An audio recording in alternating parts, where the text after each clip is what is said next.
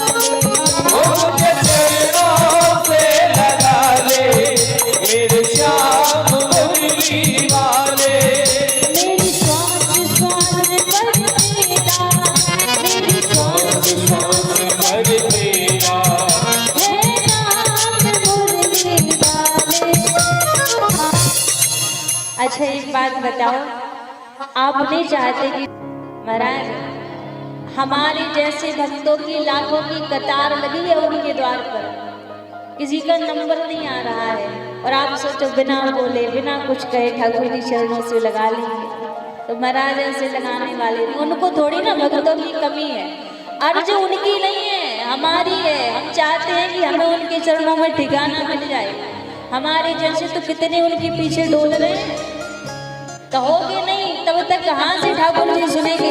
एक बार मिलकर कहिए सभी लोग, दोनों हाथ पर खड़े करके सभी कहिए, आप सभी कहिए, मुझे चरणों से लगा ले मेरे श्याम मुरली वाले,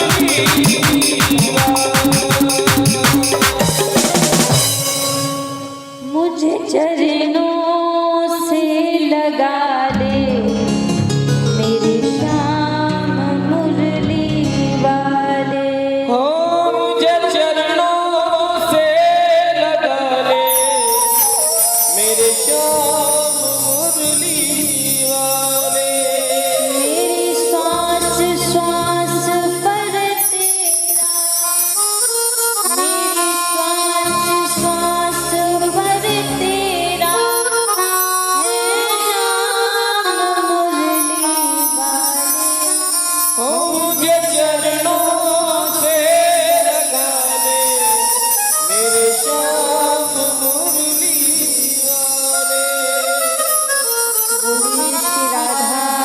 रमण लाल की जय हो। आइए सर्वप्रथम मेरे परम आराध्य प्रणाम करते हुए कथा में उपस्थित सभी भक्तजनों के हृदय में विराजित मेरे लोक लोचन सावरे सरकार के श्री चरणों में व्यासपीठ की ओर से वंदन प्रणाम करते हुए आज तृतीय दिवस की पावन कथा में हम आप सभी प्रवेश करेंगे। कल हम आप सभी ने श्रीमद् भागवत कथा के महत्व की चर्चा की। धन्य भागवती वार्ता प्रेत पीड़ा विनाशिनी, धन्य है प्रेत पीड़ा विनाशिनी, धन्य है भागवत जी की कथा, जो जीवों का तो कल्याण करती है। भागवत की कथा तो प्रेतों का भी कल्याण करने वाली है। जो भी भागवत जी की शरण में आ जाए, भागवत जी उसके ऊपर कृपा करती है। कई अनेकों प्रसंग कल हम आप सभी ने श्रवण करे। यहाँ सौनक ऋषियों ने सूत जी से प्रश्न किया था कि मानव के लिए सबसे बड़ा धर्म क्या है। तो महाराज, मानव के लिए सबसे बड़ा धर्म जीवन में यही है कि भगवान के श्री चरणों में प्रेम हो जाना, भगवान के चरणों में अनुराग हो जाना। अच्छा, संसार में ऐसी कौन सी वस्तु है, संसार में ऐसी कौन सी चीज है जो हम भगवान को दे दें, भगवान को प्रदान कर दें और उस वस्तु से, उस चीज से भगवान रीझ जाएं, प्रभु हमारे ऊपर कृपा कर दे। ऐसी कोई वस्तु है क्या संसार में? आप सोचो, खूब हम धन वैभव से भगवान को मना लें तो भगवान रीझ जाएं, तो क्या प्रभु रीझेंगे? नहीं रीझेंगे। आप सोचो, खूब हम 56 प्रकार के रोज भोग बना बना भगवान को खवाएं तो भगवान रीझ जाएंगे? तो महाराज, उससे भी भगवान रीझने वाले नहीं है। कह दिया जाए कि संसार में तो ऐसी कोई चीज है ही नहीं, कोई वस्तु है ही नहीं जिससे भगवान रीझते हो। तो भगवान रीझते कैसे हैं, कैसे प्रभु भक्त को अपनाते हैं? मानस में तुलसीदास जी ने बड़ी प्यारी बात कही है कि भगवान को अपनाना है, प्रभु को अपना बनाना है, तो संसार की चीजों की आवश्यकता नहीं है। तो फिर कौन सी चीज की आवश्यकता है? महाराज, बिना अनुराग के प्रभु नहीं मिलते।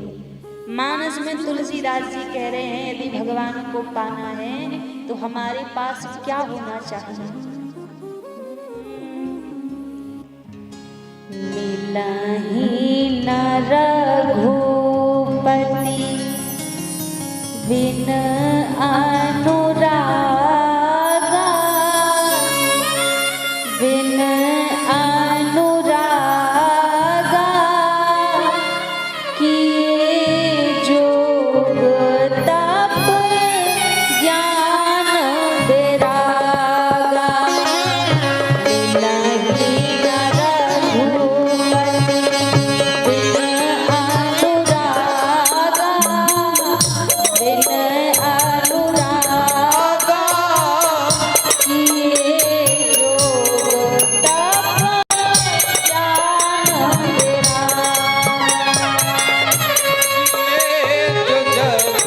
तप ज्ञान वैरागा।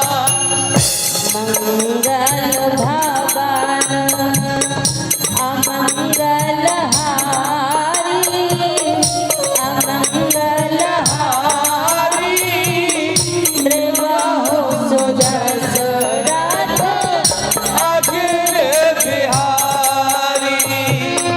श्री राम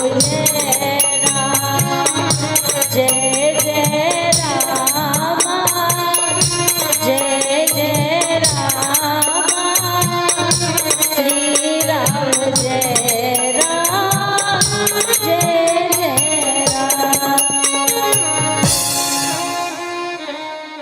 मानस में तुलसीदास जी कह रहे हैं, यदि भगवान को पाना है, प्रभु को प्राप्त करना है, तो हमारे पास क्या होना चाहिए?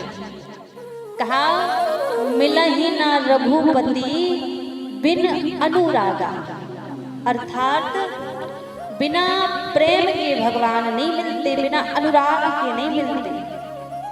अच्छा, अनुराग और राग में अंतर क्या है? एक राग होता है, एक अनुराग होता है, समझिएगा इससे।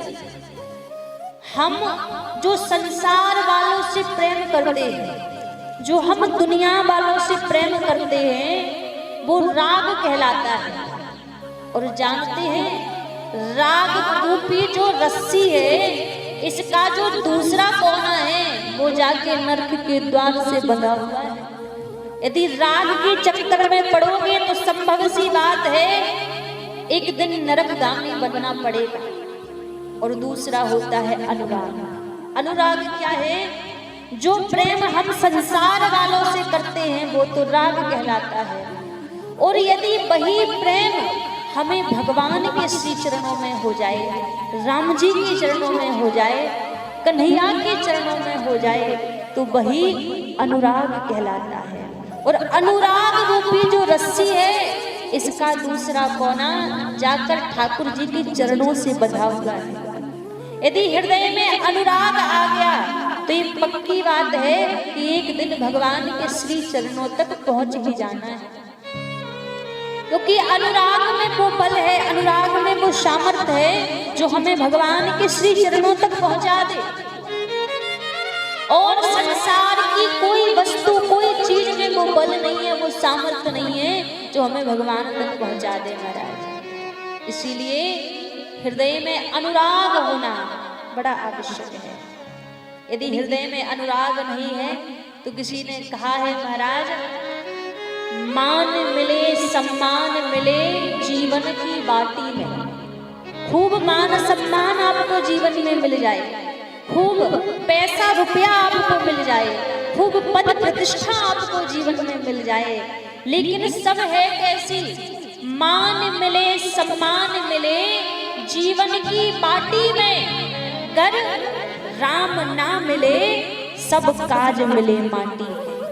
सब मिल गया पर ठाकुर जी नहीं मिले तो सब माटी के बराबर है, फिर तो मिलना ना मिलना बराबर है।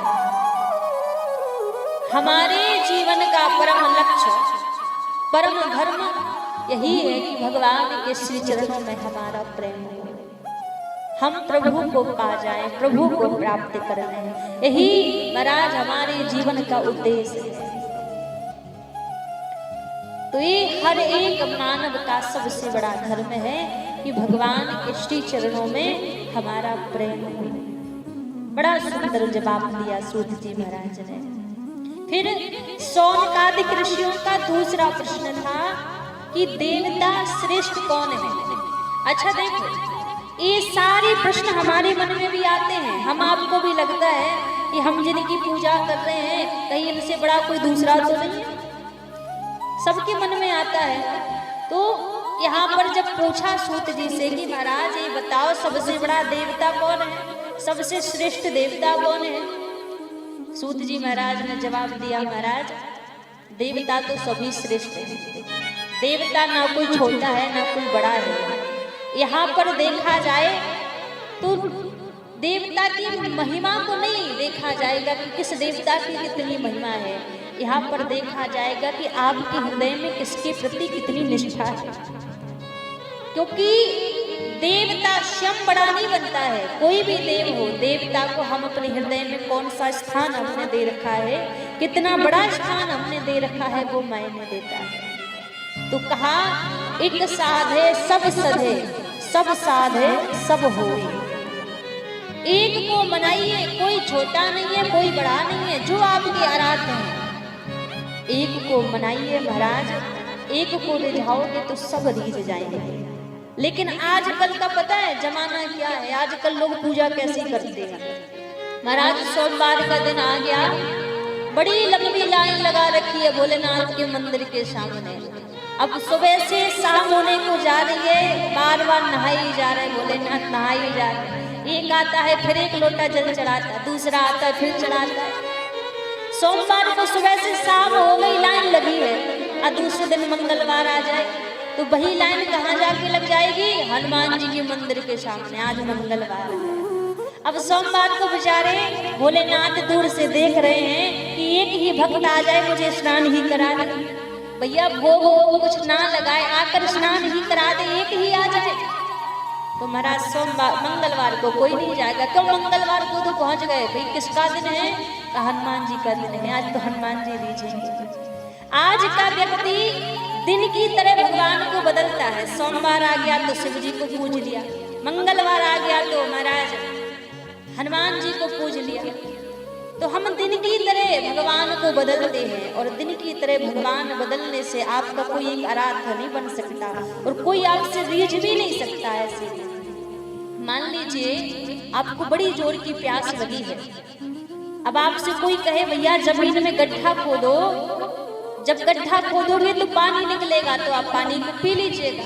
अब आप सोचो थोड़ा सा एक जगह गड्ढा खोद दिया, थोड़ा सा दूसरी जगह खोद दिया, थोड़ा सा तीसरी जगह, तो क्या ऐसे में पानी निकलेगा? नहीं निकलेगा। आपको यदि जल पीना है तो एक ही स्थान पर जितना भी समय लगे वहीं गड्ढा खोदना पड़ेगा, तभी वहां पर जल निकलेगा।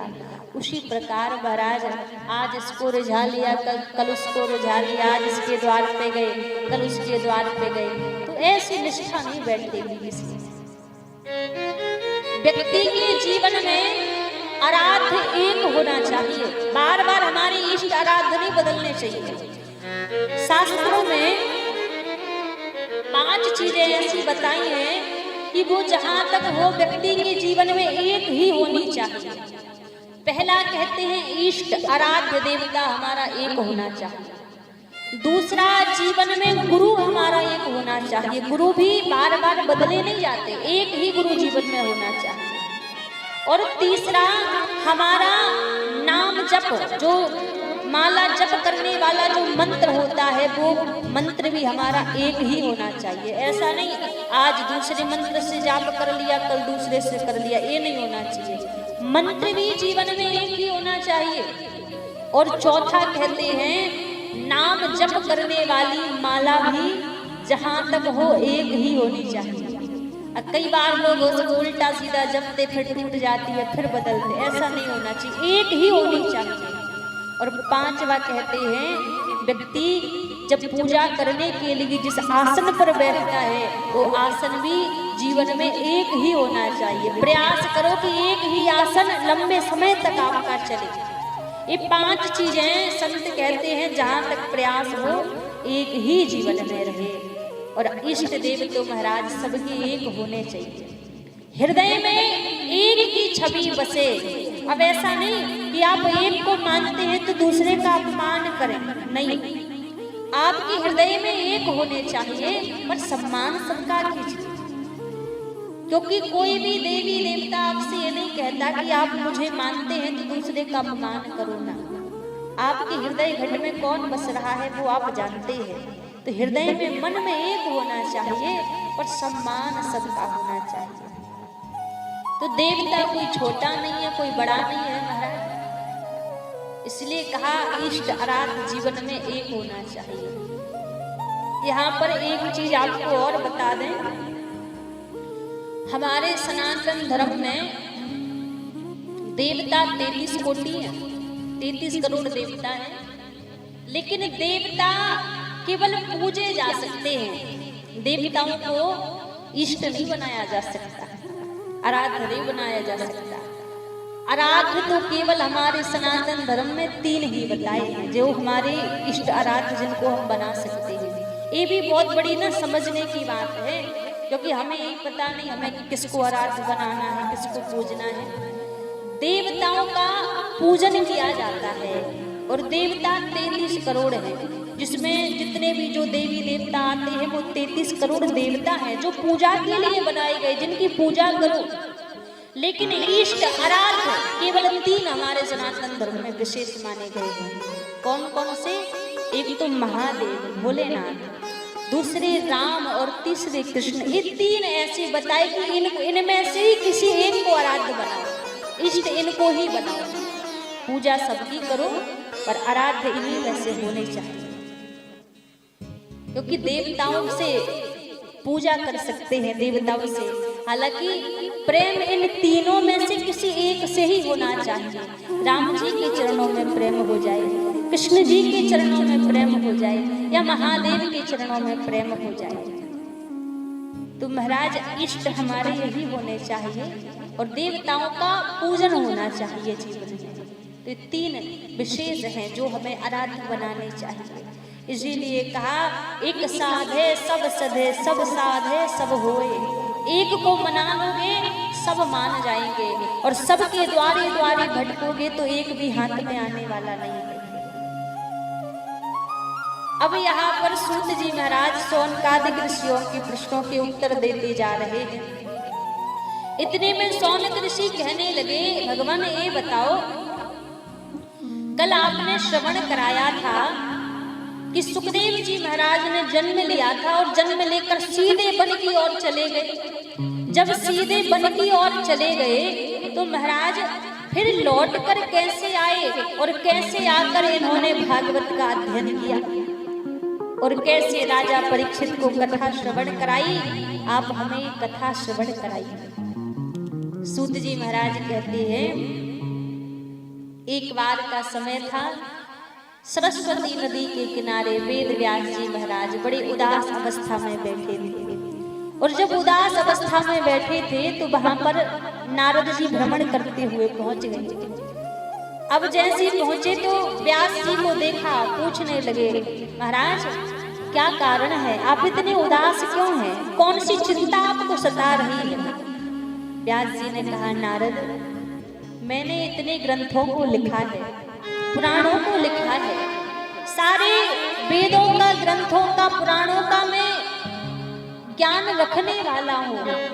इतना सब ज्ञान होने के बाद, इतनी सब रचना करने के बाद भी मेरे मन में शांति नहीं है। नारद जी ने कहा, अच्छा एक बात बताओ, आपने वेद किसके लिए लिखे?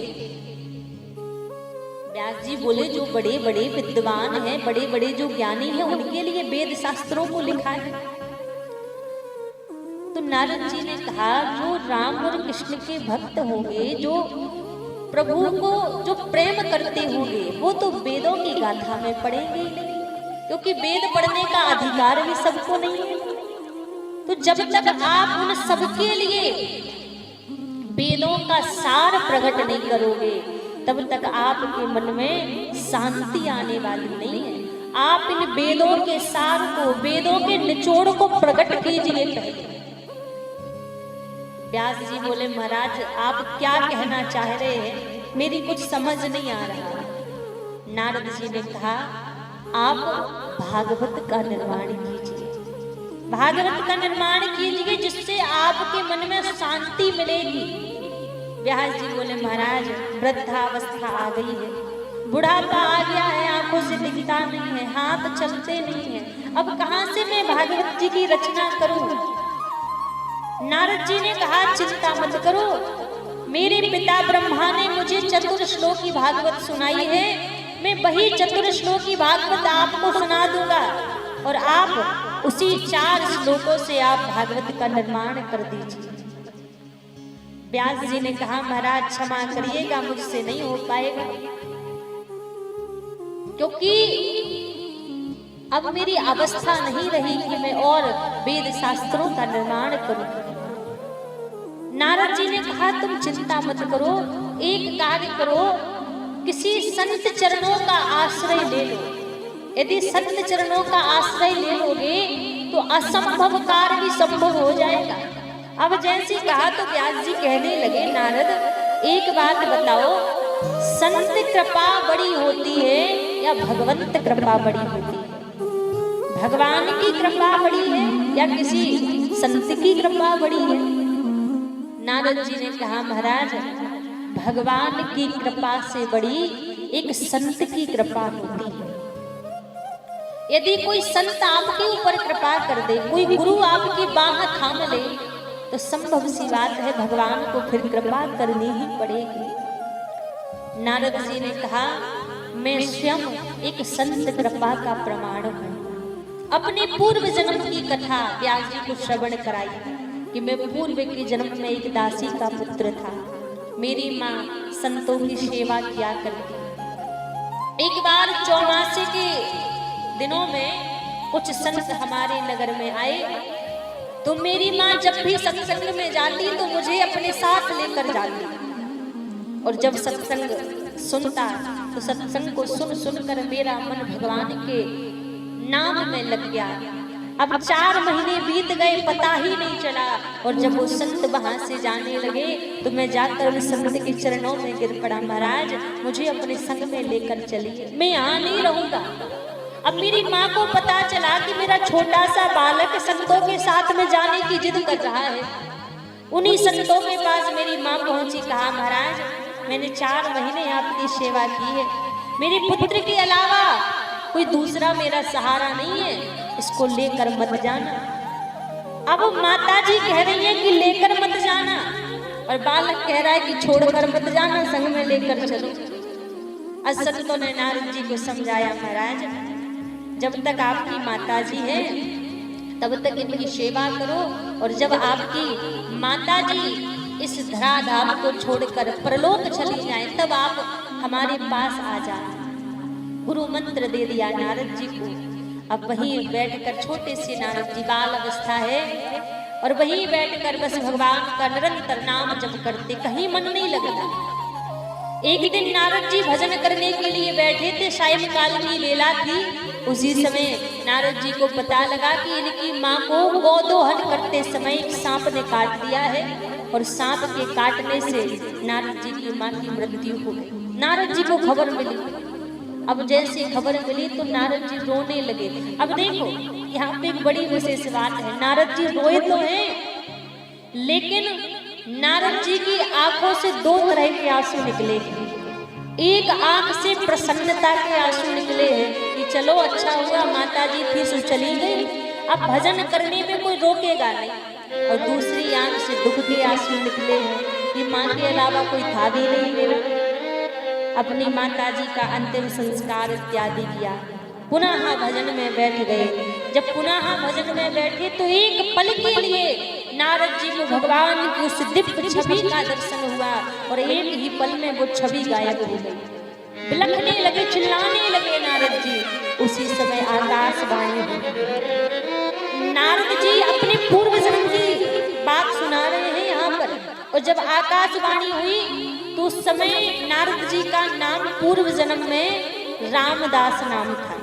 तो जो आकाशवाणी हुई कि बालक रामदास, इस जन्म में अब तुम्हें भगवान के दर्शन नहीं होंगे, अब तुम्हारा जो पूर्व का जन्म होगा उसमें तुम ब्रह्मा के पुत्र नारद बनकर आओगे, और उसी जन्म में अब तुम्हें भगवान के दर्शन होंगे। तो नारद जी व्यास जी से कहने लगे, महाराज किसी और की बात क्यों कहूं, मैं स्वयं एक संत कृपा का प्रमाण हूं।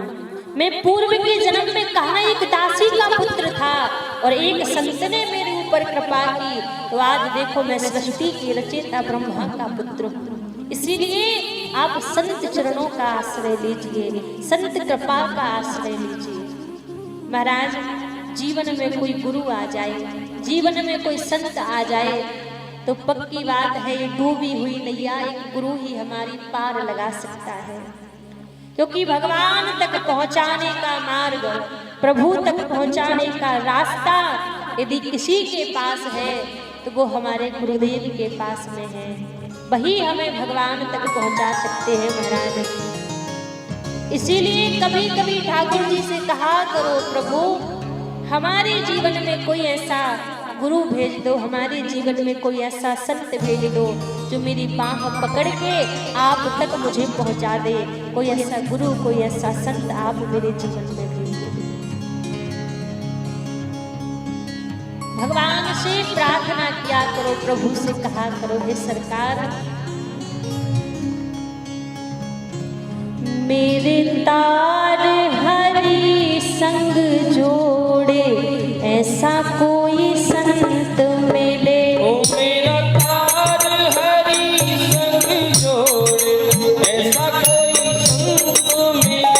मेरे तार हरि संग जोड़े, ऐसा कोई संत मिले। ओ मेरा तार हरि संग जोड़े, ऐसा कोई संत मिले। ऐसा कोई संत मिले, ऐसा कोई गुरु मिले।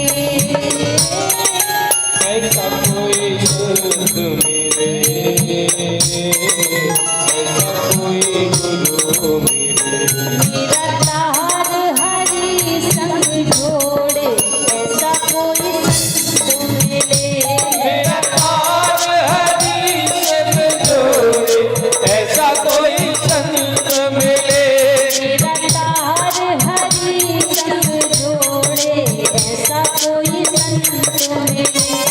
मेरा तार हरि संग जोड़े ऐसा कोई संग न मिले।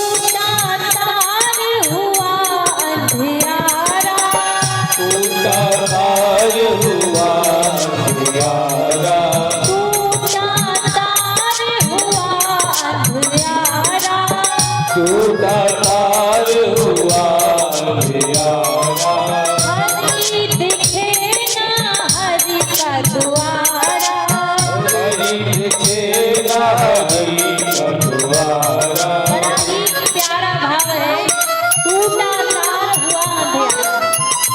हमारा वो कई जन्मों से तार जो प्रभु से जुड़ा हुआ था, लेकिन ये जो संसार की माया है ना, माया ठगनी मीठी लगनी मीठे बोले बोल, इस माया ने हमें इतना घेर लिया है कि भगवान से जो हमारे मन का तार जुड़ा था वो तार टूट गया है। अब वो तार टूटा तो जीवन में अंधेरा हो गया है। अंधेरा कितना हो गया कि हम चाह कर भी भगवान तक पहुंचना चाह रहे हैं, लेकिन ना ही तो हरि दिख रहा है और ना ही हरि का द्वार दिख रहा है।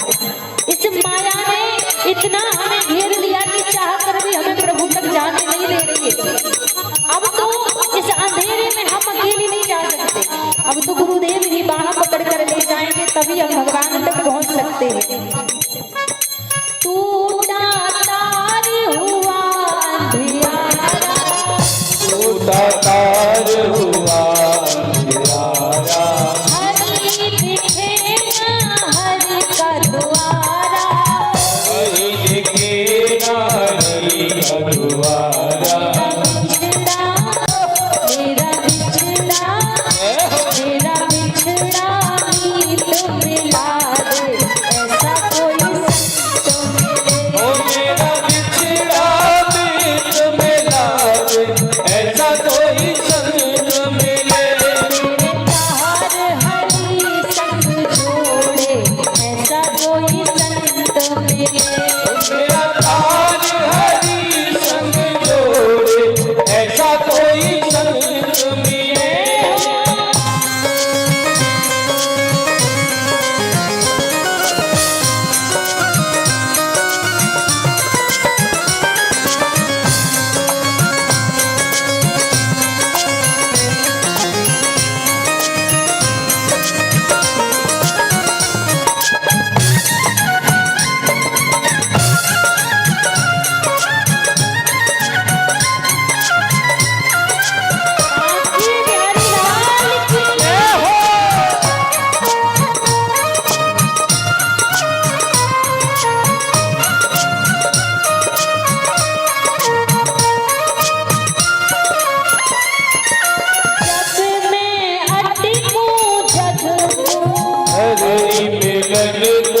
जब संसार में मैं भटक रहा हूँ, तब मेरे गुरुदेव आकर मुझे भगवान से मिला दे, मेरी बाह पकड़ कर मुझे प्रभु तक पहुँचा दे। भक्त प्रार्थना गुरुदेव से कर रहा है, भगवान से कर रहा है, प्रभु जब मैं अटकूं जग में भटकूं, जब मैं अटकूं जब मैं भटकूं, हरि मिलन को जब मैं तड़पूं, हरि मिलन को जब मैं तड़पूं।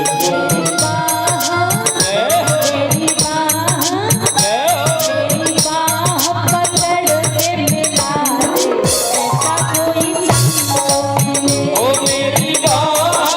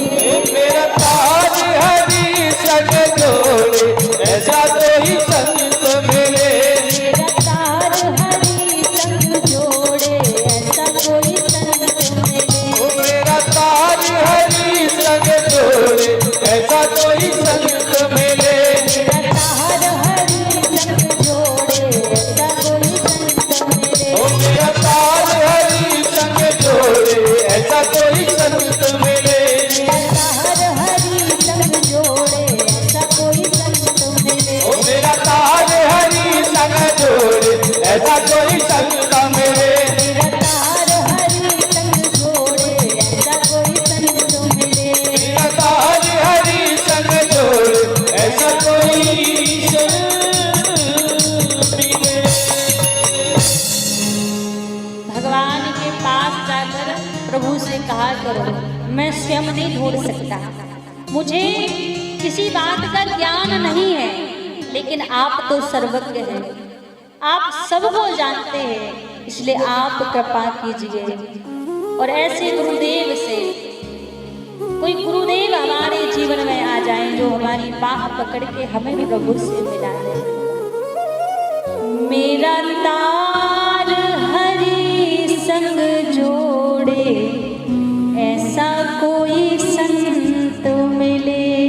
ओ मेरा तार हरि संग जोड़े ऐसा कोई संग मिले।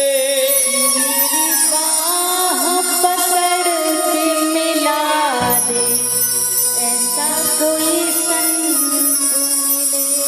मेरी बाह पकड़ के मिला दे ऐसा कोई संग मिले। एक गुरुदेव ही है महाराज जो हमें भगवान तक पहुंचा सकते हैं, जो प्रभु से मिला सकते हैं। जीवन में यदि संत कृपा हो जाए, भगवान की कृपा हो जाए, तो पक्की बात है संत कृपा कर दे तो भगवान को कृपा करनी ही पड़ेगी। क्योंकि ठाकुर जी स्वयं कहते हैं, मैं भगतन को दास भगत मेरो मुकुट मणि।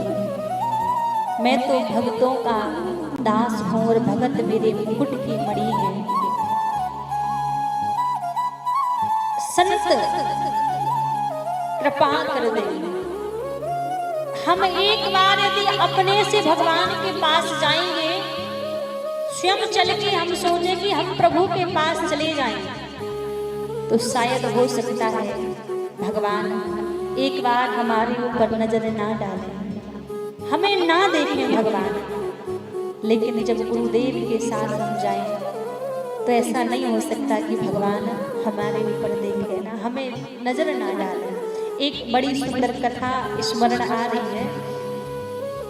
जो लोग वृंदावन गए होंगे और गोवर्धन गए होंगे, गिरिराज जी की परिक्रमा जिन लोगों ने लगाई होगी, तो गिरिराज जी की परिक्रमा के मध्य जतिपुरा में श्रीनाथ जी विराजते हैं। श्रीनाथ जी का मंदिर है। आप में से किसी ने दर्शन किए? मैया लोगों ने दर्शन किए हैं। तो श्रीनाथ जी गोवर्धन की तलहटी पर विराजते हैं। श्रीनाथ जी के अष्ट सखा हुए हैं, जो संत हुए हैं, उन्हीं अष्ट सखाओं में से एक भगवान के सखा हुए हैं, संत हुए हैं कृष्णदास पैहारी जी। ये कोई द्वापर त्रेता की बात नहीं है, इसी कलिकाल की बात है, इसी कलयुग की ही बात है। तो बड़े अच्छे भक्त हुए हैं कृष्णदास पैहारी जी। उनको हमारे श्रीनाथ जी अपना सखा कहा करते थे कि हमारे सखा हैं। तो बड़ी निष्ठा थी कृष्णदास जी की भक्ति में, बड़ा प्रेम करते थे। कृष्णदास जी का भाव क्या था श्रीनाथ जी के प्रति? मान लो यदि बाहर कहीं घूमने के लिए गए हैं और कोई बढ़िया वस्तु, कोई बढ़िया चीज इनको दिखाई दे जाए, तो इनको लगता था कि महाराज ये वस्तु, ये चीज तो मेरे श्रीनाथ जी को मिलनी चाहिए, ये तो हमारे श्रीनाथ जी के योग्य है, उनको मिलनी चाहिए। कोई भी वस्तु इनको दिखाई दे जाए तो इनके मन में भाव यही होता था, ये तो हमारे लाल जी को मिलनी चाहिए, श्रीनाथ जी को मिलनी चाहिए। अब एक दिन क्या हुआ, कृष्णदास जी किसी काम से आगरा गए हुए थे। जब किसी काम से आगरा गए हुए थे तो महाराज आगरा के बाजार में कृष्णदास जी अपने काम से गए थे। अब जहां पर कृष्णदास जी खड़े हुए थे, इनके कानों में मधुर मधुर पायल की झनकार की आवाज आ रही थी, जो बड़े सुंदर तरीके से कोई जैसे नाच रहा हो, और राग रागनियां गा रहे थे, तो वो स्वरों की आवाज इनके कानों में आ रही थी। अब इनको लगा इतनी सुंदर तरीके से कौन गा रहा है और कौन नाच रहा है, जरा एक बार जाकर देखूं तो सही। तो वो कानों की पायल की स्वरों की झनकार अपनी तरफ इनको खींचने लगी। साधु का भेष था, सत्य का भेष था इनका। अब उस झनकार को सुनते सुनते कृष्णदास जी थोड़ा और बाजार की और अंदर की ओर चले गए।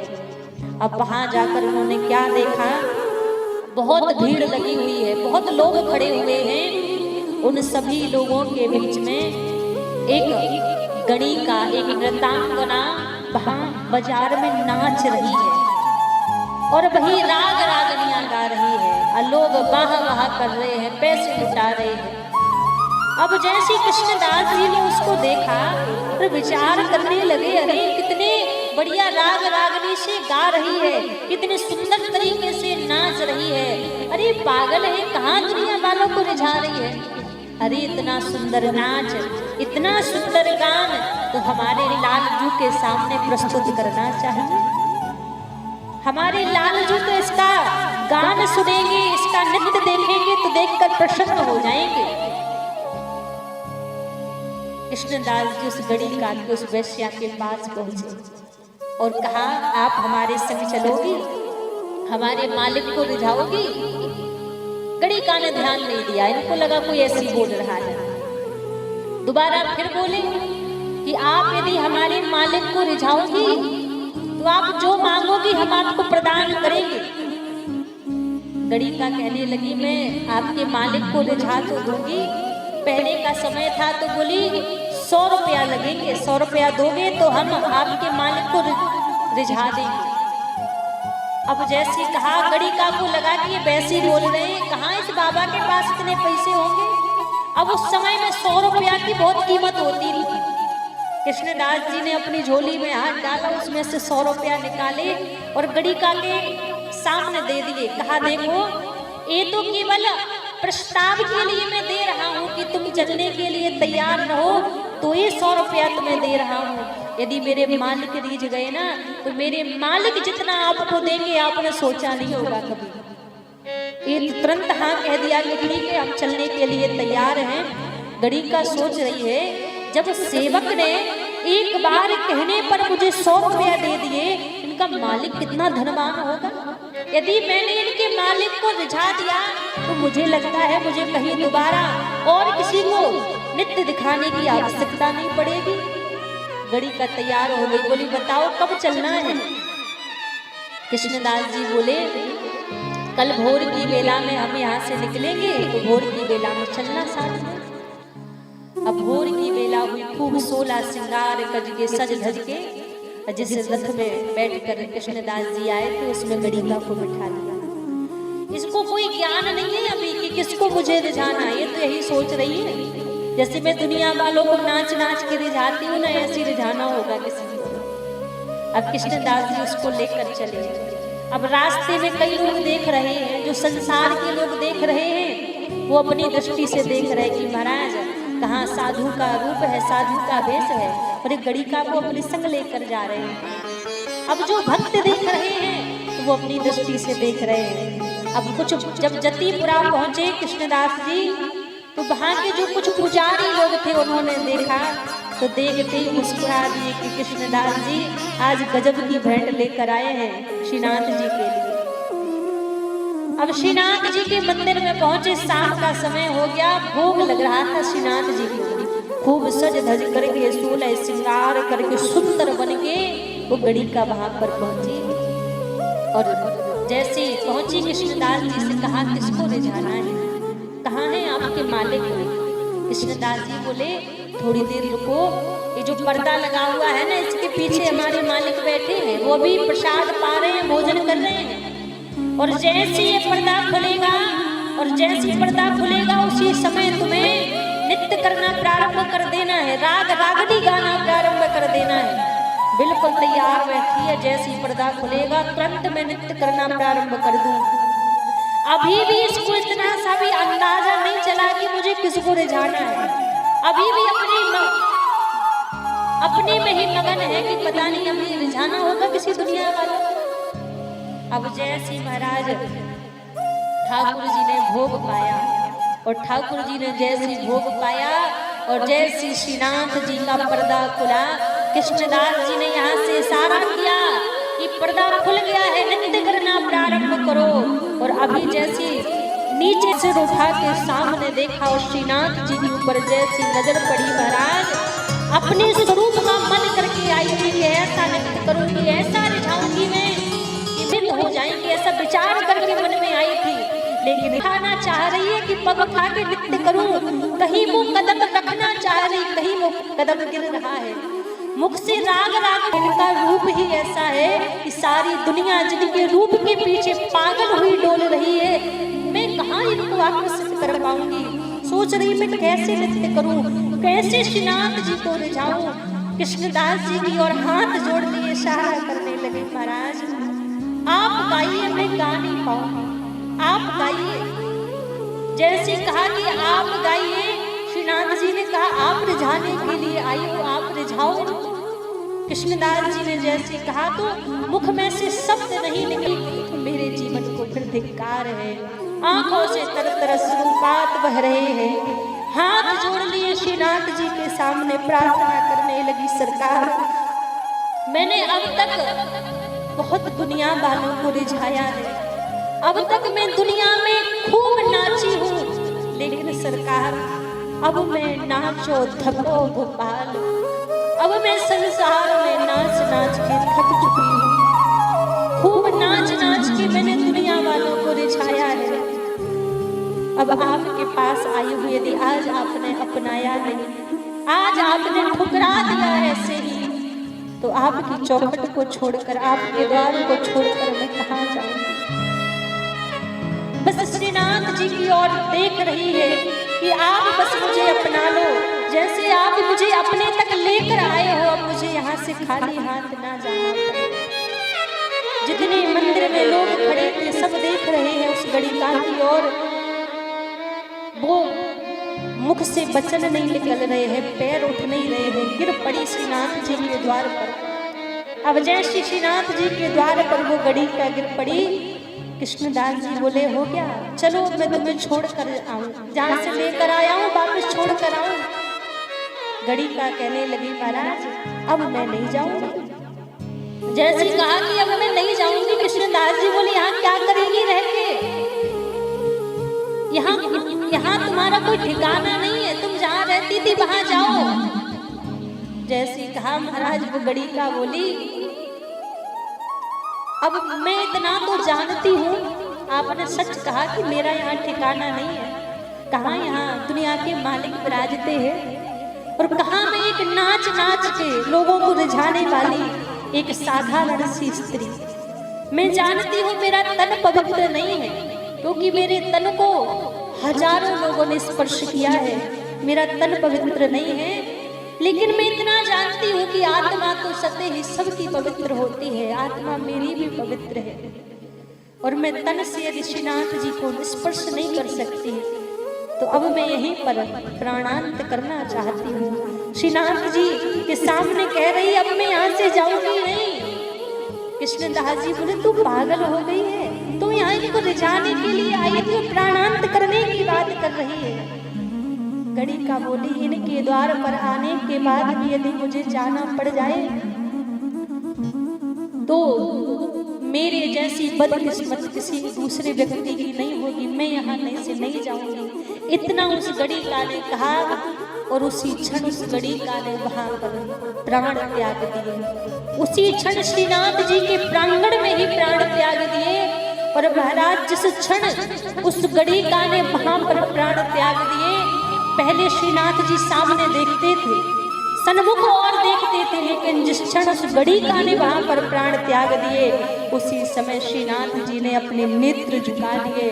और नेत्र झुकाने का उनका तात्पर्य ही वहां पर यही था कि अरे कृष्णा, तेरी लाई हुई मैंने भेंट स्वीकार कर ली है, तू मेरे लिए भेंट लेकर आया था ना, मैंने इसको स्वीकार कर लिया। और इसका पूरा प्रमाण यही कि श्रीनाथ जी ने वहां सबके सामने सन्मुख निहारने वाले हमारे लालजू नीचे देख रहे, नेत्र आज भी आप दर्शन करोगे ना, तो आज श्रीनाथ जी नीचे के देख रहे, नीचे की ओर नेत्र झुके हैं, पहले सन्मुख देखते थे। तो महाराज विचार करो, यदि वो गड़ी का स्वयं से चलकर वहां पर जाती तो क्या श्रीनाथ जी स्वीकार करते?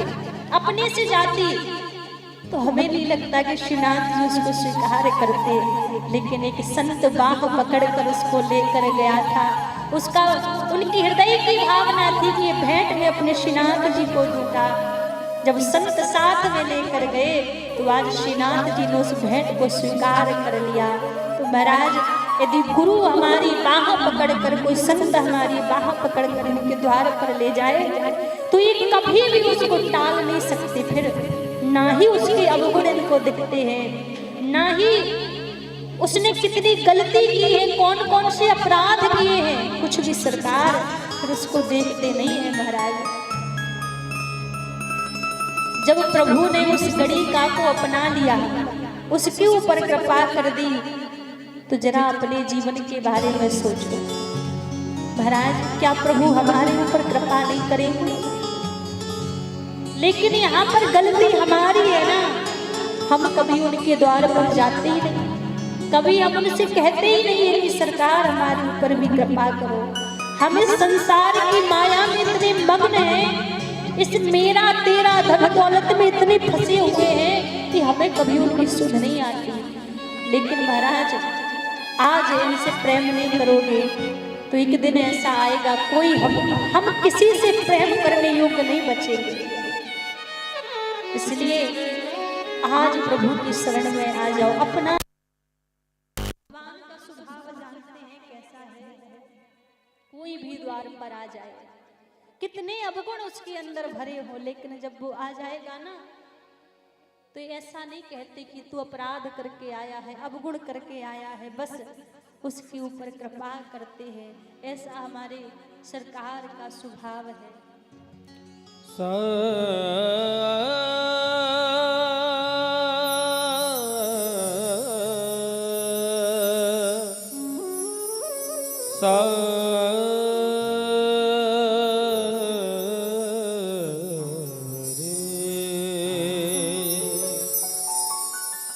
प्रीति लगा के सावरे दूर देश मत जा, बसो हमारी नागरी मोहे सुंदर मुख दिखला। बड़ा सुंदर भाव कहा। दिलदार यार प्यारे गलियों में मेरी आजा, दिलदार यार प्यारे गलियों में मेरी आजा, दिलदार यार प्यारे गलियों में मेरी आजा, दिलदार यार प्यारे गलियों में मेरी आजा, हो गलियों में मेरी आजा, गलियों में मेरी आजा, गलियों में मेरी आजा, गलियों में मेरी आजा। नैना तरस रहे हैं, नैना तरस रहे हैं, मुखड़ा जरा दिखा जा, नैना तरस रहे हैं, मुखड़ा जरा दिखा जा।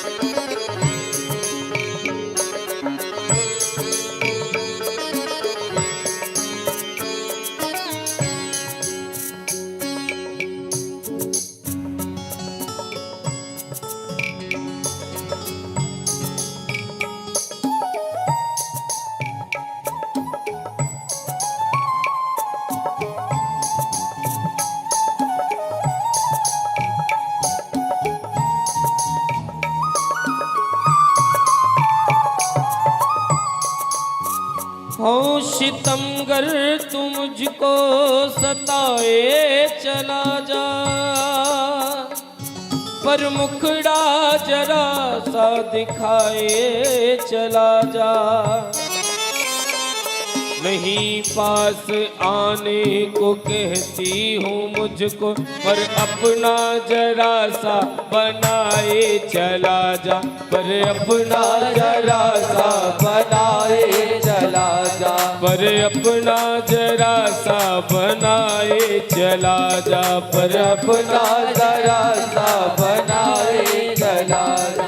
दिलदार यार प्यारे गलियों में मेरी आजा, दिलदार यार प्यारे गलियों में मेरी आजा। हे नैना तरस रहे हैं, नैना तरस रहे हैं, मुखड़ा जरा दिखा जा। नैना तरस रहे हैं, मुखड़ा जरा दिखा जा। है हो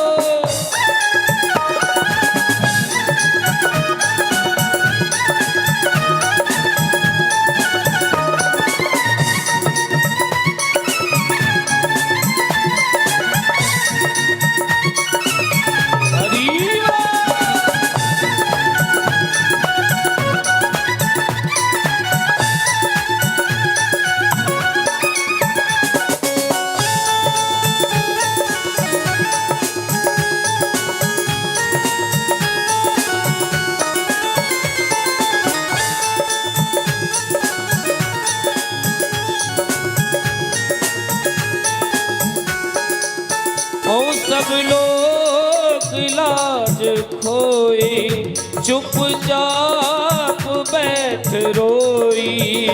सब लोग लाज खोए, चुपचाप बैठ रोए। हो सब लोग लाज खोई, चुपचाप बैठ रोई। सब लोग लाज खोए, चुपचाप बैठ रोई। हो अपना नहीं है कोई, अपना नहीं है कोई, अपना मुझे बना जा। अपना नहीं है कोई, अपना मुझे बना जा। ओ दिलदार यार प्यारे गलियों में मेरी आजा। दिलदार यार प्यारे गलियों में मेरी आजा। हो गलियों में मेरी आजा, गलियों में मेरी आजा। हो गलियों में मेरी आजा, गलियों में मेरी आजा। ये नैना तरस रहे हैं, नैना तरस रहे हैं, मुखड़ा जरा दिखा जा। नैना तरस रहे हैं, मुखड़ा जरा दिखा जा। जय हो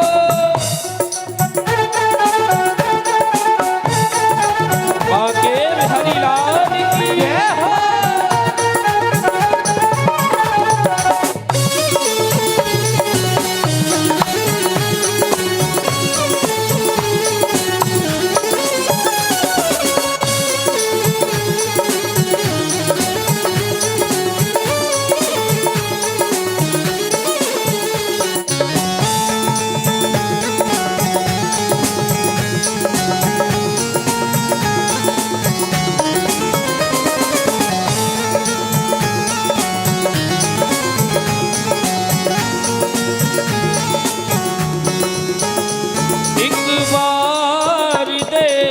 दर्शन दिल की है ये तमन्ना, एक बार ना ओ एक बार दे तो दर्श दिल की है ये तमन्ना। एक बार दे दो दर्शन दिल की रहे तमन्ना। कहीं दम निकल न जाए, कहीं दम निकल न जाए, तेरा इंतजार करके। कहीं दम निकल न जाए तेरा इंतजार करके। ओ दिलदार यार प्यारे गलियों में मेरी आजा।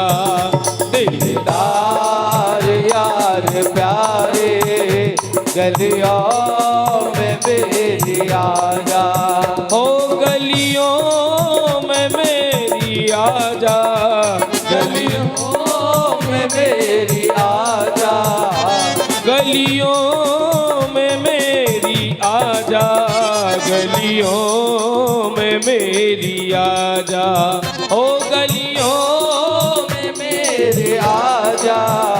गलियों में मेरी आजा।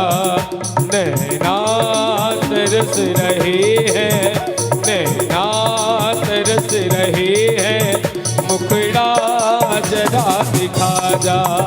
नैना तरस रहे हैं, मुखड़ा जरा दिखा जा। ये दिलदार यार प्यारे गलियों में मेरी आजा। दिलदार यार प्यारे गलियों में मेरी आजा। और कौन कौन ठाकुर जी को बुलाना चाहता है? दोनों हाथ उठा के, सभी दोनों हाथ उठा करके बुलाएं, सभी पुकार तो कहे। हो अब तो आजा सवरिया रे, अब तो आजा सवरिया रे, अब तो आजा सवरिया रे, अब तो आजा सवरिया रे। हो अब तो आजा सवरिया रे, अब तो आजा सवरिया रे, अब तो आजा सवरिया रे, अब तो आजा सवरिया रे। अब तो आजा सवरिया रे, अब तो आजा सवरिया रे, अब तो आजा सवरिया रे, अब तो आजा सवरिया रे। हो आजा आजा सवरिया रे, अब तो आजा सवरिया रे। हो आजा आजा सवरिया रे, आजा आजा सवरिया रे।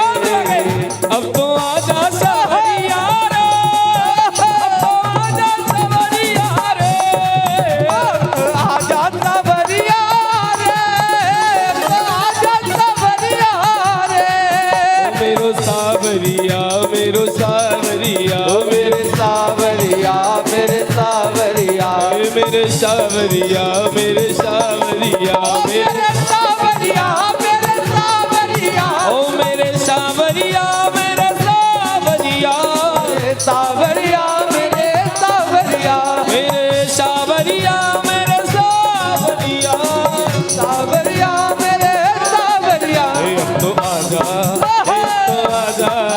अब तो आजा सवरिया रे, अब तो आजा सवरिया रे, अब तो आजा सवरिया रे, अब तो आजा सवरिया रे। अब तो आजा सवरिया रे, अब तो आजा सवरिया रे। कोई भक्त वत्सल भगवान की जय हो। बोलिए बांके बिहारी लाल की। महाराज कहते हैं संत कृपा भगवान की कृपा से बड़ी है। यदि संत हमारे ऊपर कृपा कर दे तो भगवान को कृपा करनी ही पड़ेगी। आज नारद जी ने व्यास जी को संत कृपा की महिमा श्रवण कराई। फिर चतुर श्लोकी भागवत व्यास जी को सुनाई। और 4 श्लोकों में से व्यास जी ने 18,000 श्लोकों का निर्माण किया और श्रीमद् भागवत कथा का निर्माण किया। और जब भागवत जी का निर्माण किया तो सर्वप्रथम अपने शिष्यों के द्वारा सुखदेव जी को बुलाया और सर्वप्रथम श्रीमद् भागवत कथा को सुखदेव जी ने ही अध्ययन किया। और जब सुखदेव जी ने कथा को पढ़ा, अध्ययन किया और पुनः जंगल में जाके बैठकर भगवान की छवि का चिंतन करने लगे। जब कथा पढ़ने के बाद, अध्ययन करने के बाद दोबारा से भगवान की छवि का चिंतन करने लगे तो शौनक ऋषि पुनः सूत जी से पूछने लगे, भगवान जब कथा का अध्ययन करने के बाद सुखदेव जी वन में जाकर भगवान का भजन करने लगे थे तो लौटकर कैसे आए और कैसे राजा परीक्षित को कथा सुनाई? राजा परीक्षित कौन है, किसके पुत्र हैं? तो सूत जी महाराज कहते हैं शौनक ऋषियों से, भगवान एक बार का समय था जब कौरव और पांडवों का युद्ध चल रहा था। उस युद्ध में सारे कौरव मारे गए, सारे कौरव मारे गए। रणभूमि में बड़ा दुर्योधन अकेला विलाप कर रहा था। और जब दुर्योधन अकेला वहां पर विलाप कर रहा था तो उसी समय अश्वत्थामा वहां पर पहुंचे और दुर्योधन से कहने लगे, मित्र तुम्हारी ये दशा किसने की? तुम क्यों रो रहे हो? दुर्योधन कहने लगे, मैं आज महाभारत का युद्ध हार गया, मैं इसलिए नहीं रो रहा हूं। मैं इसलिए रो रहा हूं कि हम कौरव 100 भाई थे और 100 में से एक भी जीवित नहीं रहा और पांडव केवल 5 भाई थे, 5 में से एक भी नहीं मरा। यदि 5 में से एक भी मर जाए तो मैं हंसते हंसते अपने प्राण त्याग दूंगा। अश्वत्थामा बोले, बस इतनी सी बात? तुम एक की बात ने कहा, मित्र कहना बहुत सरल है लेकिन करना उतना ही कठिन है। जब हम 100 भाई मिलकर उन 5 को ना मार सके तुम अकेले कैसे मारोगे? अश्वत्थामा ने कहा, ऐसा है तो मैं अभी जाता हूं और अभी जाके 5 को मार कर आऊंगा। रात्रि का समय था, अश्वत्थामा गए। यहाँ अर्धरात्रि में अर्जुन की नींद खुली और जब अर्धरात्रि में अर्जुन की नींद खुली तो अर्जुन ने क्या देखा कि द्वारिकाधीश भगवान कृष्ण लाठी लेकर पहरा दे रहे हैं। जब देखा तो पूछने लगे, केशव आप सोए नहीं? अर्धरात्रि हो गई, अब तक आप जाग रहे हैं? भगवान ने कहा, अर्जुन तुम्हें किसी बात का भय नहीं है, डर नहीं है? अभी अभी महाभारत का युद्ध तुमने जीता है, हजारों बहनों की मांग का सिंदूर तुमने उजाड़ा है, हजारों माताओं की गोदी तुमने सूनी की है और इतने आराम से सो रहे हो, तुम्हें किसी बात का डर नहीं है? अब महाराज जैसी कहा, अर्जुन को दिख रहा है कि भगवान को मेरी चिंता हो रही है। अर्जुन कहने लगे, प्रभु मुझे तो किसी बात की चिंता नहीं, किसी बात का भय नहीं, और हाँ जिसको मेरी चिंता करनी हो सो करे, क्योंकि सामने दिख रही कि भगवान को चिंता हो रही है। अच्छा, अर्जुन को अपनी चिंता क्यों नहीं है? क्योंकि अर्जुन ने अपने जीवन की डोरी भगवान के हाथ में सौंप रखी है, इसलिए अर्जुन को अपनी चिंता नहीं है। महाराज हम सभी को तो बहुत चिंता होती है अपनी, क्यों? क्योंकि हम अपने जीवन के मालिक खुद बने बैठे हैं ना। हमें लगता है कि हमें कार्य नहीं करेंगे तो ये काम फिर कौन करेगा? जिस दिन हम घर में नहीं रहेंगे उस दिन हमारा घर परिवार कौन संभालेगा? आपको बताएं, ऐसा सोचने वाले हजारों लाखों चले गए और हजारों लाखों जा रहे हैं, जो कहते हैं कि मेरे बिना कुछ होने वाला नहीं है। किसी के जाने से कुछ बिगड़ता नहीं है, कुछ होता नहीं है। कुछ दिन व्यक्ति स्मरण में रखता है, किसी के जाने से संसार रुकने वाला नहीं है। संसार का नियम है, सब बराबर चलता रहेगा। ये तो हम भ्रम पाल कर बैठते हैं महाराज कि हमारे बिना परिवार का क्या होगा, बच्चों का क्या होगा, माता पिता का क्या होगा। लेकिन ऐसा होना कुछ नहीं है। आज अपनी चिंता अर्जुन को स्वयं नहीं है, क्योंकि अर्जुन स्वयं के जीवन के मालिक खुद नहीं है। अर्जुन ने अपने जीवन की डोरी भगवान के हाथ में सौंप दी है, और जिसकी डोरी स्वयं परमात्मा संभाले, जिसका जीवन स्वयं भगवान संभाले, उसे फिर किसी बात का भय नहीं रहता। हमें चिंता नहीं अपनी, उन्हें चिंता हमारी है। हमारी नाव का केवट सुदर्शन चक्रधारी है। हमें अपनी चिंता नहीं है, क्योंकि जीवन को संवारने के लिए प्रभु बैठे हैं, वो संभाल लेंगे। यहां पर देखो, ऐसा नहीं है कि भगवान ने दुर्योधन के साथ कोई छल किया हो। भगवान ने दुर्योधन के साथ भी कोई छल नहीं किया। जिस समय महाभारत का युद्ध प्रारंभ भी नहीं हुआ था, उस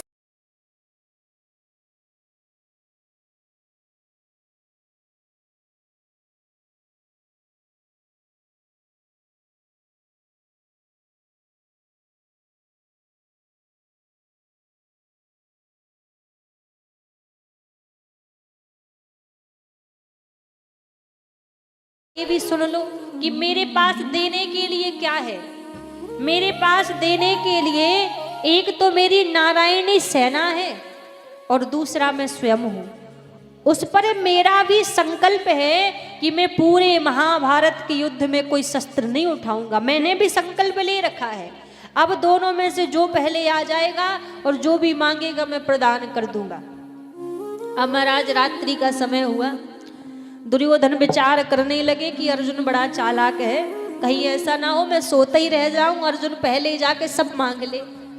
तो आधी रात में ही, अर्धरात्रि में आ गए दुर्योधन भगवान के कक्ष में। अभिमानी व्यक्ति का स्वभाव जानते हो कैसा होता है? अभिमानी व्यक्ति कभी झुकता नहीं है। आज आधी रात के समय दुर्योधन आ तो गए, आकर कहाँ बैठे? भगवान के सिराहने बैठ गए, सर के पास बैठ गए। भगवान सो रहे थे। अब भोर की वेला हुई, ब्रह्म मुहूर्त हुआ। अर्जुन आए और आकर भगवान की चरणों के पास बैठे। धीरे धीरे भगवान के चरणों को चापने लगे, चरणों को दबाने लगे। जब चरणों को दबाने लगे, भगवान की नींद खुली और सामने भगवान ने अर्जुन को देखा। कहने लगे अर्जुन आ गए। अर्जुन से भगवान ने पूछा कि अर्जुन आ गए। अर्जुन जवाब नहीं दे पाए। पीछे से दुर्योधन भैया बोले महाराज इनसे पहले तो हम आ गए थे, हम बैठे हुए हैं। अब भगवान ने कहा अच्छा तुम भी आ गए, और जैसे ही पलट कर देखा पीछे। अच्छा देखो एक बात बताओ, हम लोग कहते हैं ना जब मंदिर जाते हैं कि प्रभु आपकी एक सीधी नजर हमारे ऊपर पड़ जाए। क्यों? कोई ऐसा तो कहता नहीं कि टेढ़ी नजर हमारे ऊपर पड़ जाए, सभी कहते सीधी नजर पड़ जाए। अब विचार करो, हम यहाँ बैठे हैं, अब कोई व्यक्ति हमारे पीछे बैठा हो, अब पीछे वाले व्यक्ति को देखने के लिए नजरें टेढ़ी तो करनी पड़ेगी, सीधी नजरों से तो दिखाई देगा नहीं। अभी महाभारत का युद्ध चालू नहीं हुआ है, अभी भूमिका जम रही है। उससे पहले जब भगवान ने दुर्योधन को देखा पीछे, तो कैसे देखा? टेढ़ी नजरों से, क्योंकि पीछे जाके दुर्योधन बैठा था। अब टेढ़ी नजर तो पहले ही भगवान की पड़ गई दुर्योधन के ऊपर। अर्जुन भी कहने लगे प्रभु ये बात सच है कि दुर्योधन भैया पहले आए थे, तो इनका अधिकार पहले बनता है मांगने का। दुर्योधन से कहा मांगो तुम्हें क्या चाहिए। अब दुर्योधन बड़े विचार में पड़ गए, क्या करूं क्या मांगू। यदि भगवान को मांगूंगा तो इन्होंने तो कह दिया कि शस्त्र उठाएंगे नहीं। जब शस्त्र नहीं उठाएंगे, और महाभारत के युद्ध में तो लड़ाई झगड़ा होना है, लड़ाई झगड़े के लिए अब ऐसे चुपचाप बैठे हुए व्यक्ति को मांगकर क्या करूंगा। तो दुर्योधन कहने लगे प्रभु ऐसा है, आप देना चाहते हैं तो अपनी नारायणी सेना मुझे दे दो, क्योंकि सेना मांग लूंगा तो लड़ने झगड़ने के लिए काम आएगी। अब जैसी सेना को मांग लिया, भगवान बोले ठीक है सेना ले जाओ। सेना को ले जाकर बड़ा प्रसन्न होकर दुर्योधन तो आ गया लौट के। अब भगवान अर्जुन की परीक्षा लेने लगे। बोले अर्जुन ये बताओ, सेना मेरे पास में थी सो दुर्योधन ले गया, अब तुम्हें देने के लिए कुछ भी नहीं बचा है, मैं अकेला हूं, मुझे मांग कर तुम क्या करोगे? मैं तो शस्त्र भी नहीं उठाऊंगा, युद्ध भी नहीं करूं, कोई शस्त्र उठाएं या आप कोई कार्य करें। आप अर्जुन उसी दिन ही जीत चुके थे। जिसकी जीवन को परमात्मा संभाले, जिसके जीवन के स्थान पर जाकर उन्होंने देखा कि पिताजी यहाँ सो नहीं रहे हैं, तो क्यों ना पिताजी के स्थान पर आकर आज हम सो जाएं। सो नहीं रहे हैं तो क्यों ना पिताजी के स्थान पर आकर आज हम सो जाएं। तो पांचों पांडव पुत्र आए और आकर अपने पिताजी कहला कर आया हूं। दुर्योधन बोले विश्वास नहीं है, कैसे मानूं कि तुमने पांचों को मार दिया। अश्वत्थामा बोले मुझे पता था कि तुम विश्वास नहीं करोगे, इसीलिए मैं पांचों के शीश लेकर आया हूं। अब जैसी कहा कि पांचों के शीश लेकर आया हूं, तो महाराज दुर्योधन बोला अच्छा तो लाओ मेरे हाथ में भीम का शीश लाओ, क्योंकि भीम ने दुर्योधन की जंघा को तोड़ा था। कहा भीम का शीश मेरे हाथ में लाओ, और जैसी भीम के पुत्र का शीश दुर्योधन के हाथ में दिया और स्पर्श करते ही दुर्योधन ने हाथ से शीश को छोड़ दिया। कहा मित्र ये भीम नहीं हो सकता, भीम के अंग इतने कोमल नहीं हैं, भीम तो बचव नहीं थे, वो तो पांडव पुत्र थे। दुर्योधन कहने लगे मेरे वंश में तुमने कोई पानी देने वाला भी नहीं छोड़ा, सबको तुमने मार दिया, ये ठीक नहीं किया, ये बहुत गलत किया है तुमने। अच्छा एक बात देखो, पूरे जीवन भर गलत का साथ देने वाला व्यक्ति आज अंत समय उसका हमें ज्ञान नहीं रहता कि हमने क्या अच्छा किया है क्या बुरा किया है। लेकिन एक बात हमेशा स्मरण में रखना, याद में रखना, जब व्यक्ति का अंत समय आता है ना, आखिरी समय आता है, उस समय हमें जीवन के सारे अच्छे बुरे कर्म याद आते हैं। आई तो तुझे याद धर्म की अंत समय पर आई, अगर याद पहले आ जाती होती नहीं लड़ाई। आज सही गलत की जो पहचान दुर्योधन को अंत में हो रही है ना, ये पहले ही हो जाती तो महाभारत का युद्ध ही क्यों होता। वैसी सही गलत की पहचान व्यक्ति को महाराज आखिरी समय पर होती है, जब अंत समय आता है। आखिरी का समय व्यक्ति का जो होता है वो 10 मिनट ऐसे होते हैं कि हमारे पूरे जीवन भर की जितनी मेमोरी है पूरी भगवान सामने ला के रखते, एक बार की देख क्या क्या तूने कर्म किए, एक बार अपने कर्म के ऊपर नजरें डाल ले। और उस समय फिर हमारे हाथ में कुछ नहीं बचता है, उसमें रोने के अलावा व्यक्ति के पास कुछ नहीं बचता, फिर रोता है चिल्लाता है प्रभु अपराध हो गया। इसलिए बाद में ना पछताना पड़े, अभी से कर्मों का सुधार कर लिया जाए। अब जैसे ही महाराज यहाँ पर भोर की बेला हुई, द्रौपदी ने देखा कि आज बड़ी देर हो गई, मेरे पुत्र अभी तक जागे नहीं। और जैसे देखा कि एक बार जाकर देखूं तो सही, गई कक्ष में गई तो क्या देखा, रक्त की धार बह रही है, पांचों के धड़ पड़े हुए हैं लेकिन सर एक का भी नहीं है। चिल्लाने लगी, रोने लगी, विलाप करने लगी। हजारों लोगों की भीड़ लग गई, रुदन कर रही है द्रौपदी।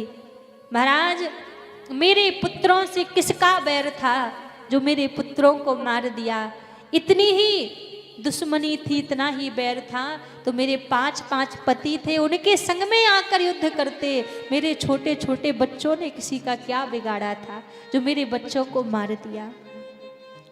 महाराज कहते हैं ना, किसी माँ का एक पुत्र यदि बीमार हो जाए, थोड़ा सा कुछ हो जाए उसको, उस माँ के ऊपर क्या बीतती, कितना कष्ट होता है, कितनी पीड़ा होती है। जरा विचार करो, द्रौपदी के आंखों के सामने उसके 5 पुत्र मरे पड़े हैं, उसकी पीड़ा का कोई अनुभव नहीं कर सकता कि द्रौपदी को कितनी पीड़ा हो रही होगी।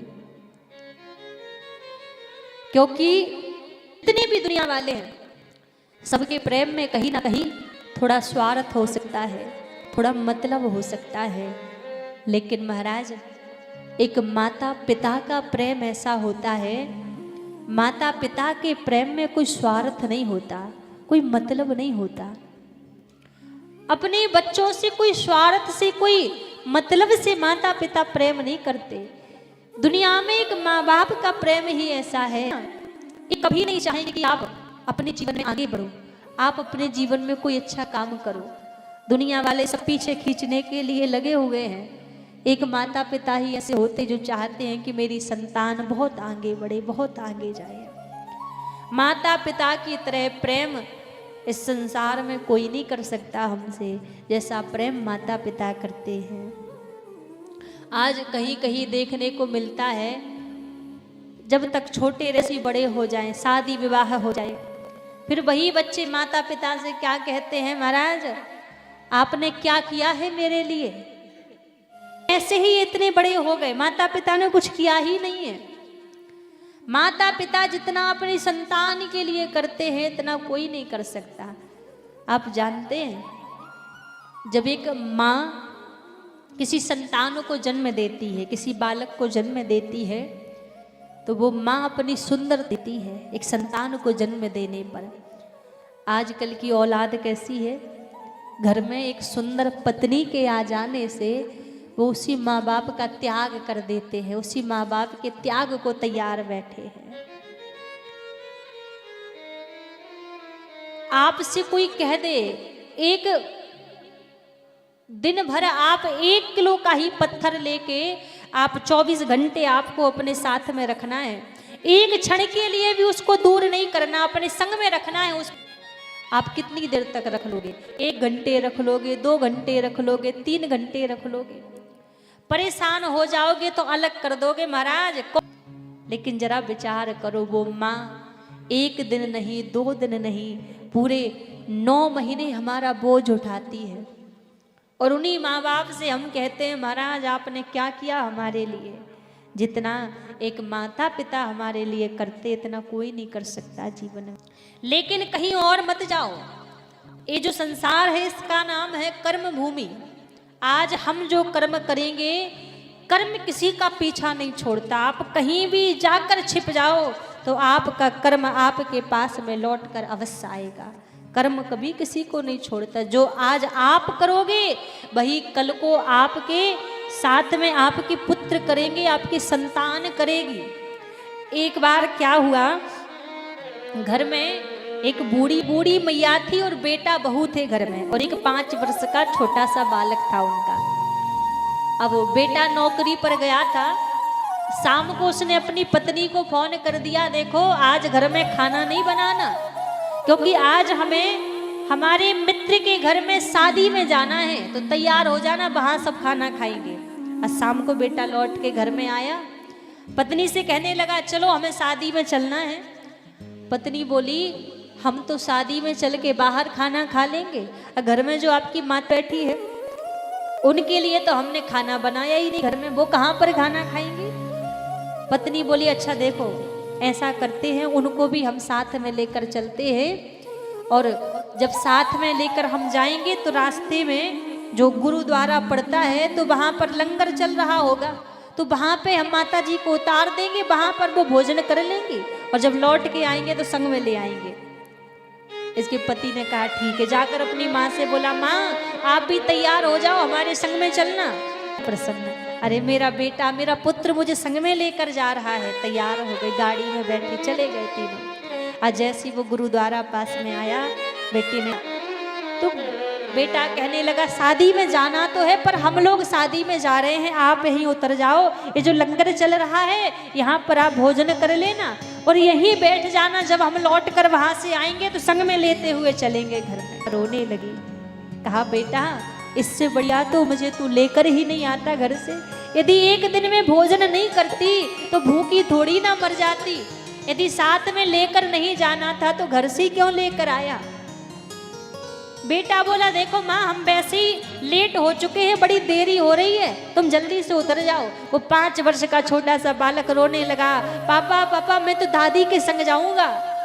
माँ ने चिल्ला के डांट के अपने बगल में बिठा लिया उसको, और उस बूढ़ी मैया को जैसी महाराज थोड़ी सी गाड़ी आगे बढ़ी, वो जो छोटा सा बालक था वो कहने लगा, जैसी रोते हुए शांत हुआ तो कहने लगा माँ मैं बड़े होकर बहुत पैसे कमाऊंगा, अब जैसी कहा तो माता पिता तो बड़े प्रसन्न हो गए। बेटा बड़ी अच्छी बात है, पैसे कमाने चाहिए।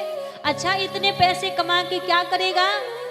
वो बालक कहने लगा अपने माता पिता से, मैं जब बड़ा हो जाऊंगा तो बहुत पैसे कमाऊंगा और इतने पैसे कमाऊंगा कि अपने घर के द्वार के सामने ही गुरु। अब माता पिता बड़े प्रसन्न, लगता है हमारा बेटा धार्मिक निकलेगा जो घर के द्वार के सामने गुरुद्वारा बनवाएगा। माँ ने पूछ लिया, बेटा ये बता आस पास अगल बगल कहीं और भी तो बनवा सकता है, घर के द्वार के सामने क्यों बनवाएगा? वो 5 वर्ष का बालक कहने लगा, माँ मैं घर के सामने गुरुद्वारा इसलिए बनवाऊंगा कि जब मैं बड़ा हो जाऊंगा तो मैं अपनी पत्नी और बच्चों के साथ में बाहर खाना खाने के लिए जब चलकर आने की जरूरत नहीं पड़ेगी, घर के द्वार के सामने से निकल कर ही आप लंगर में भोजन कर लोगी, इसीलिए घर के सामने में गुरुद्वारा बनवाऊंगा। तभी कहते हैं महाराज कर्म की खेती है, आप लोगों से छिप जाओगे, दुनिया वालों से छिप जाओगे, अपने दुनिया वालों से छिप जाओगे, अपने कर्म से छिपकर कहां भागोगे? कर्म इनका प्रेम बड़ा।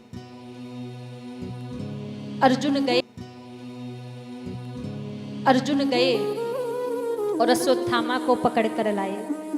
जब अश्वत्थामा को पकड़ कर लाए, लाकर द्रौपदी के सामने पटक दिया और कहा, देवी ये तुम्हारे पुत्रों का हत्यारा है कि ये तो हमारे गुरु पुत्र हैं। द्रौपदी तुरंत वहां से उठी और जाकर प्रणाम, उसको जाके प्रणाम कर रही है। जाकर अर्जुन से बोली, स्वामी इनको मत मारो, इनको छोड़ दो। द्रौपदी ने कहा, स्वामी इनको मारने से मेरे पुत्र लौट कर नहीं आएंगे।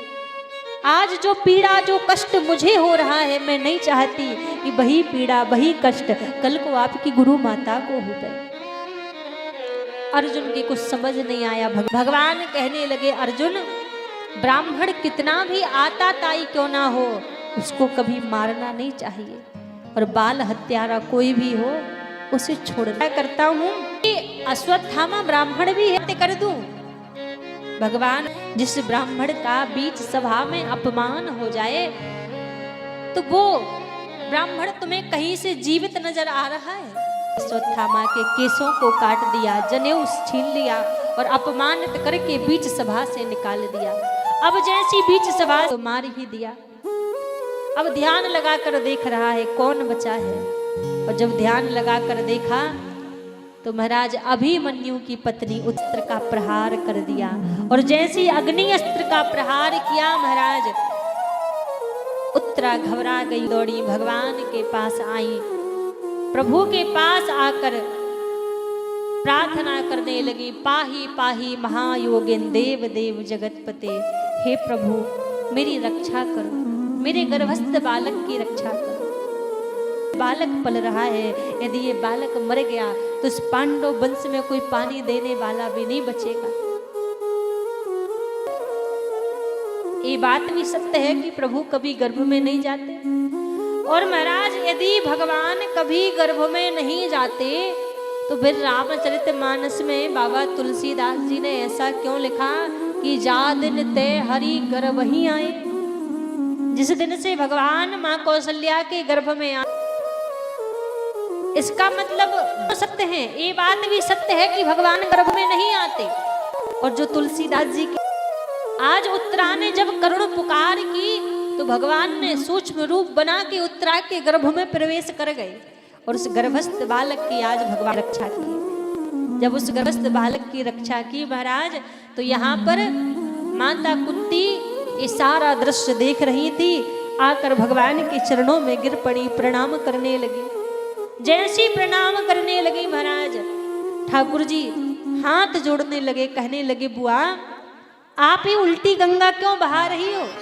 मैं आपका भतीजा हूँ, मुझे आपको प्रणाम करना चाहिए, आप मुझे प्रणाम क्यों कर रही हो? कुंती बुआ बोली, प्रभु मैं जानती हूँ आपने बड़ा अनुग्रह किया है मेरे ऊपर, जो मेरे भतीजे बनकर आप आए हैं, पर मैं जानती हूँ कि आप परम पिता परमात्मा हैं, आप भगवान हैं, इसीलिए मैं अपने भतीजे को प्रणाम नहीं कर रही हूँ। मैं तो परम पिता परमेश्वर श्री हरि नारायण को प्रणाम कर रही हूँ, भगवान को प्रणाम कर रही हूँ। जैसे कहा तो ठाकुर जी बोले अच्छा मैं भगवान हूँ। कुंती बुआ कहा बुआ जी देखो जब मैं भगवान हूँ तो ऐसा करो मुझसे कोई वरदान मांग लो।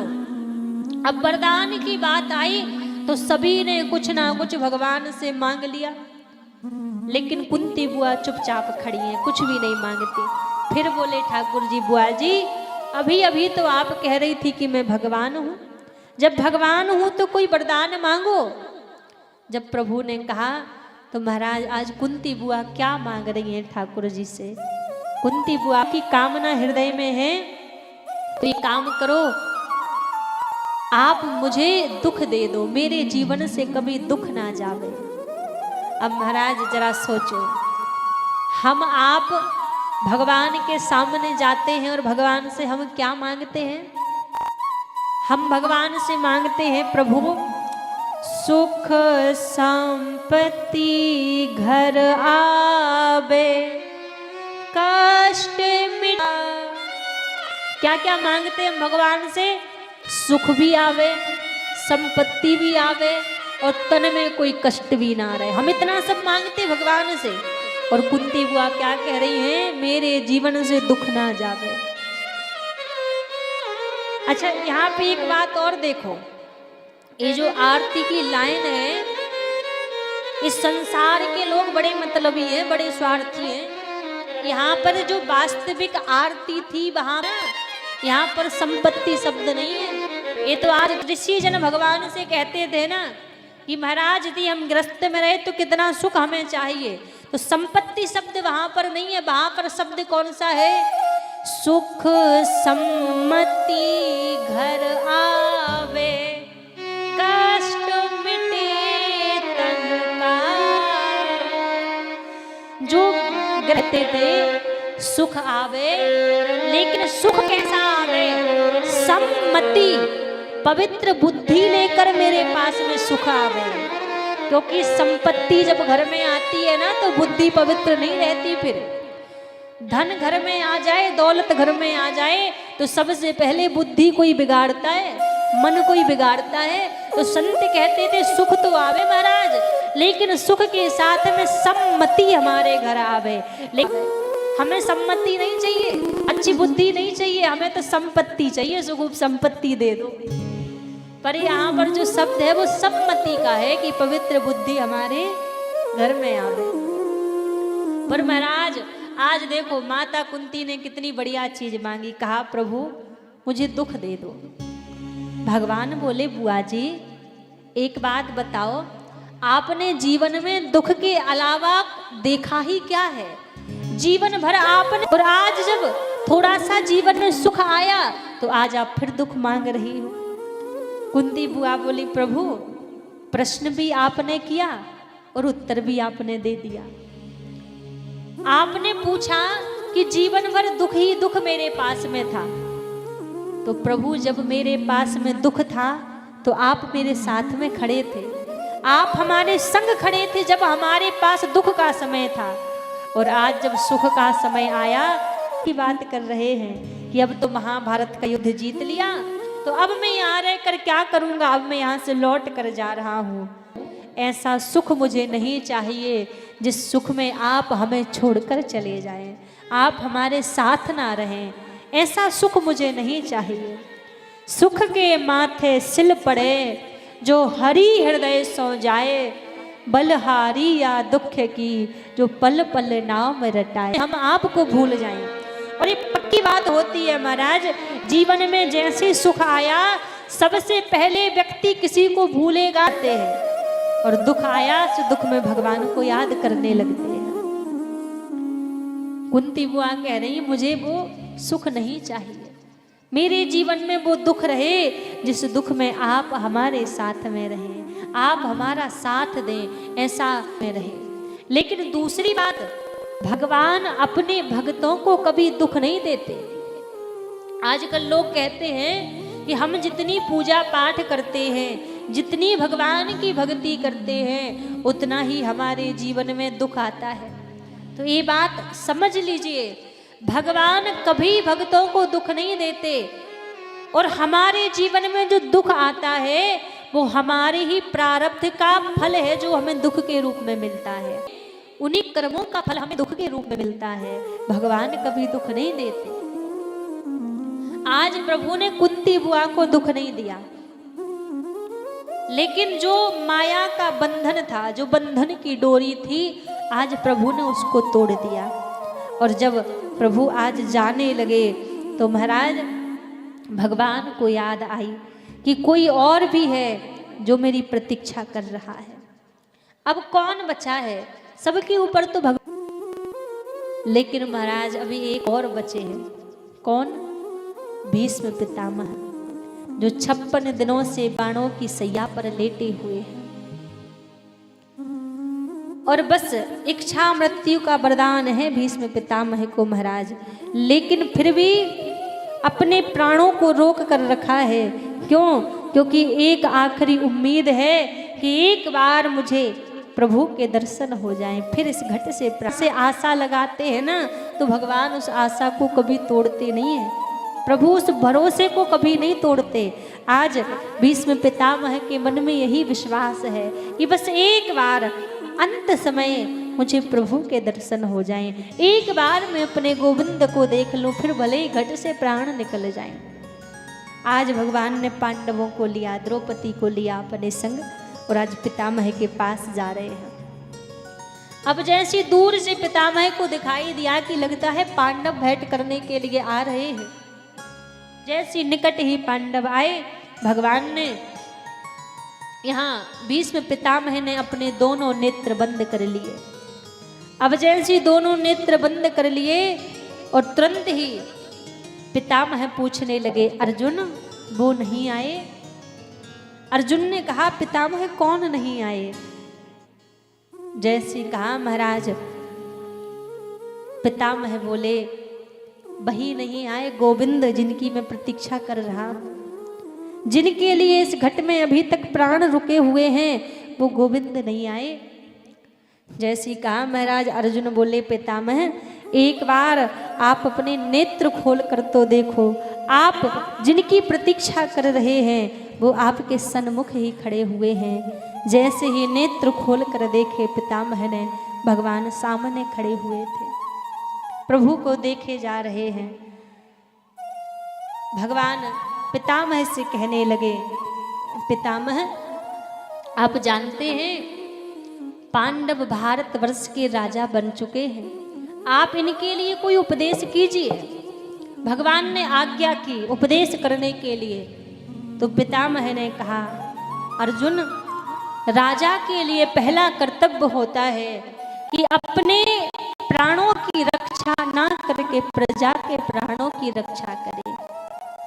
और कहा, अर्जुन दूसरी बात, तन पवित्र सेवा किए, धन पवित्र कर दान, मन पवित्र हरि भजन सो होत त्रिविध कल्याण। जब हम अपने तन से, कर कमलों से भगवान की, संतों की सेवा करते हैं तो हमारा तन पवित्र होता है। और जो हम धन कमाते हैं उस धन में से कुछ अंश जब भगवान के कार्य में हम दान करते हैं महाराज, तो हमारा धन पवित्र होता है। और मन से जब हम भगवान का भजन करते हैं तो हमारा मन पवित्र होता है। और इन 3 विधियों से ही व्यक्ति का कल्याण हो जाता है। फिर पितामह बोले, अर्जुन आखिरी बात, आंखों के सामने कभी पाप होते हुए मत देखो, महापाप होता है। जैसी कहा तो बगल में ही द्रौपदी खड़ी हुई थी, द्रौपदी मुस्कुराने लगी। अब जैसी मुस्कुराने लगी तो पितामह बोले, बेटी तुम्हें हंसी क्यों आई? द्रौपदी ने कहा, महाराज अभी अभी आपने कहा ना कि आंखों के सामने पाप होते हुए मत देखो, महापाप होता है। पितामह मैं आपसे पूछना चाहती हूँ, आपने महापाप क्यों किया? क्योंकि जिस सभा में द्रौपदी का चीरहरण हो रहा था उस सभा में पितामह भी तो बैठे थे। पितामह बोले, मैंने उस समय दुर्योधन का अन्न खाया था, मेरी बुद्धि दूषित हो चुकी थी, लेकिन अभी मैं 56 दिनों से बाणों की सैया पर लेटा हूँ। दुर्योधन का खाया हुआ अन्न रक्त बनकर एक एक बूंद मेरे तन से निकल चुका है। अब मेरा तन पवित्र है, मेरा मन पवित्र है। द्रौपदी बोली, पितामह क्षमा करना, मेरा उद्देश्य आपको कष्ट पहुंचाना नहीं था। अब पितामह पांडवों से बोले, मैं अब किसी से बात करना नहीं चाहता, मैं थोड़ी देर अपने गोविंद को निहारना चाहता हूँ। भगवान को देख रहे हैं पितामह, आंखों से अश्रुपात हो रहे हैं। देखते देखते पितामह बोले, प्रभु मेरी एक कन्या है और मैं चाहता हूँ कि आप मेरी कन्या को स्वीकार कीजिए। अब जैसी कहा तो पांचों पांडव द्रौपदी कहने लगे, पितामह आप तो ब्रह्मचारी थे, जब आप ब्रह्मचारी थे तो आपकी कन्या कहाँ से आ गई? फिर ब्रह्मचारी हूं लेकिन फिर भी मेरी कन्या है। कहा कौन सी कन्या? पितामह कहने लगे, इति मति रूप कल पितावी तृष्णा, मेरी जो मति रूपी कन्या है, मेरी जो बुद्धि रूपी कन्या है, मैं चाहता हूं कि आप मेरी मति को स्वीकार करें, आप मेरी बुद्धि को स्वीकार करें। और मेरे मन में यही भाव है, यही कामना है कि अभी तक मुझे मेरी मति के योग्य कोई वर नहीं मिला, लेकिन प्रभु अब मुझे लग रहा है कि आप मेरी मति को स्वीकार कर लें और बस अब मुझे आज्ञा दीजिए, अब मैं जाना चाहता हूं। भगवान ने कहा, पितामह आपको तो इच्छा मृत्यु का वरदान है, आप चाहें तो हजारों वर्ष जी सकते हैं। पितामह बोले, प्रभु इतनी सुंदर मृत्यु को छोड़कर मैं और क्यों जीना चाहूंगा। अच्छा एक बात आपसे कहें, यहाँ पर जो इच्छा मृत्यु का वरदान पितामह को मिला है, वो केवल पितामह अकेले को नहीं मिला, वो इच्छा मृत्यु का वरदान हम आप सभी को मिला हुआ है। अब आप कहेंगे कैसे? ये बात बिल्कुल सत्य है, इच्छा मृत्यु का वरदान सबको मिला हुआ है। बस बात इतनी है, हम कभी अपनी मृत्यु की इच्छा ही नहीं करते। कभी कोई व्यक्ति सोचता है कि हमारी मृत्यु कैसे हो गए, कहाँ हो गई, किसी ने कोई सोच रखा, विचार कर रखा? कभी कोई नहीं सोचता। लेकिन ये बात सत्य है कि इच्छा मृत्यु का वरदान सबको मिला हुआ है। और आपसे कहें भैया, ये बात देखो कोई और नहीं कहेगा आपसे, बहुत लोग संकोच कर जाते हैं कहने में, लेकिन कभी कभी अपनी मृत्यु का भी विचार किया करो, मृत्यु को भी सजाया करो, सुंदर बनाया करो। यहाँ पर अभी पितामह ने कहा ना कि इतनी सुंदर मृत्यु छोड़कर मैं क्यों जीना चाहूंगा। अब विचार करो महाराज, मृत्यु भी सुंदर हो सकती है यदि हम चाहें तो। अब लोग सोचेंगे, आप कहोगे कि मृत्यु भला कैसे सुंदर होगी, एक व्यक्ति जा रहा है, हजारों व्यक्ति रो रहे हैं, तो वहां क्या सुंदर वस्तु हो सकती है। लेकिन महाराज सत्य यही है, यदि हम चाहें तो हम अपनी मृत्यु को भी सुंदर बना सकते हैं। और कैसे? अपनी इच्छा मृत्यु के वरदान से, क्योंकि भगवान ने वो वरदान हमें भी दिया है। कभी अपनी इच्छा के अनुसार भगवान से मृत्यु मांगा करो, कभी भगवान के सामने जाया करो, तो कोई कामना जो हृदय में है वो प्रभु से कहा करो, प्रभु किस तरह किस रूप में हमें मृत्यु मिले। हम अपनी बात बताएं, हर जगह तो नहीं बताते हैं, सच बताएं तो हमने तो वास्तव में अपनी मृत्यु सोच रखी है। और जब भी हम अपने ठाकुर जी के सामने जाते, राधा रमण जी के सामने जाते हैं, वही कामना एक बार नहीं 1000 बार उनसे वही कहते हैं कि जो हमने सोच रखा सरकार वही चाहिए, इससे आगे कुछ नहीं चाहिए। एक छोटी सी कामना हृदय में रखा करो। हमने अपनी इच्छा मृत्यु सोच रखी और सरकार से वही हमेशा वही मांगते हैं, वही कहते हैं कि सरकार हमारा जीवन ऐसा प्रभु ने दिया है कि जगह जगह आना जाना पड़ता है, सेवा ऐसी दी है, कभी कहीं जा रहे हैं, कभी कहीं जा रहे हैं, लेकिन जब कभी हम वृंदावन से बाहर निकलते हैं, वृंदावन की सीमा पार करते हैं, ये तो सीमा की बात, जब सीमा पार करें तो ठाकुर जी से कहकर आते हैं, सरकार जा तो रहे हैं, हमें तो जीवन का पता नहीं कब तक जीवन की गाड़ी चल रही है, पर आप तो जानते हैं यदि कभी ऐसा हो जब मृत्यु का समय आए, हम ब्रज से कहीं बाहर भी यदि रहें तो आप कोई भी बहाना लगा के, कोई भी हेर फेर करके ब्रज में बुला लेना, वृंदावन में बुला लेना। और सरकार बस कामना इतनी सी है, वो यमुना का किनारा हो, ब्रज की रज स्तन पर लिपटी हुई हो, और बस सामने यमुना महारानी की कल कल लहरें बह रही हो, और सामने सरकार आप खड़े हो, आपको देखते देखते मुख से बस आपका नाम निकल रहा हो, और आपको देखते देखते इस घट से प्राण निकल जाएं। इतनी सी कामना बस इस पूरे जीवन की है, इसके अलावा कोई कामना नहीं, कोई इच्छा नहीं, कोई मांग नहीं। बस इतनी कृपा कर देना जब अंत समय आए, इतना तो करना स्वामी जब प्राण तन से निकले, गोविंद नाम लेकर फिर प्राण तन से निकले। सरकार से कहा करो, बस रोज प्रार्थना किया करो, सामने जाओ तब किया करो, सरकार जीवन भर भले ही कुछ मत देना, कोई इच्छा पूरी मत करना, पर जब अंत समय आए तो आपका नाम लेते हुए मेरे घट से प्राण निकले, आपका नाम गाते हुए इस तन से प्राण छूटे। बस यही इस हृदय की कामना है।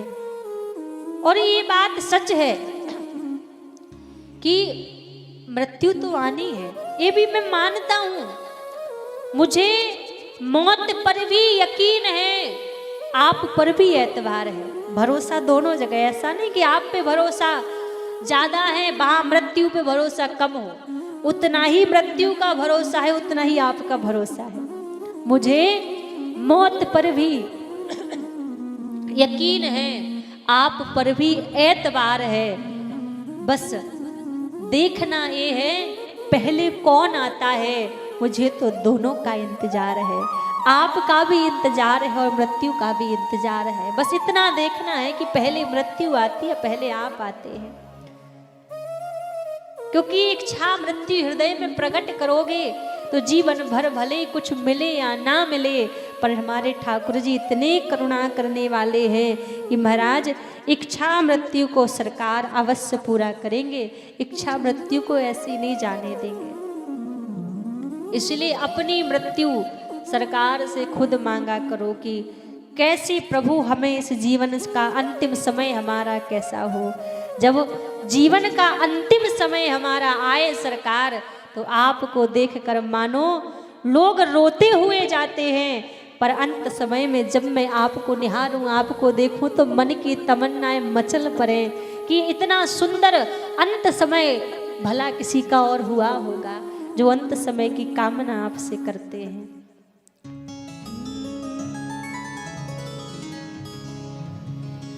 तमन्ना फिर मचल जाए, आपको देखकर प्रभु इस हृदय की सारी तमन्नाएं मचल पड़े।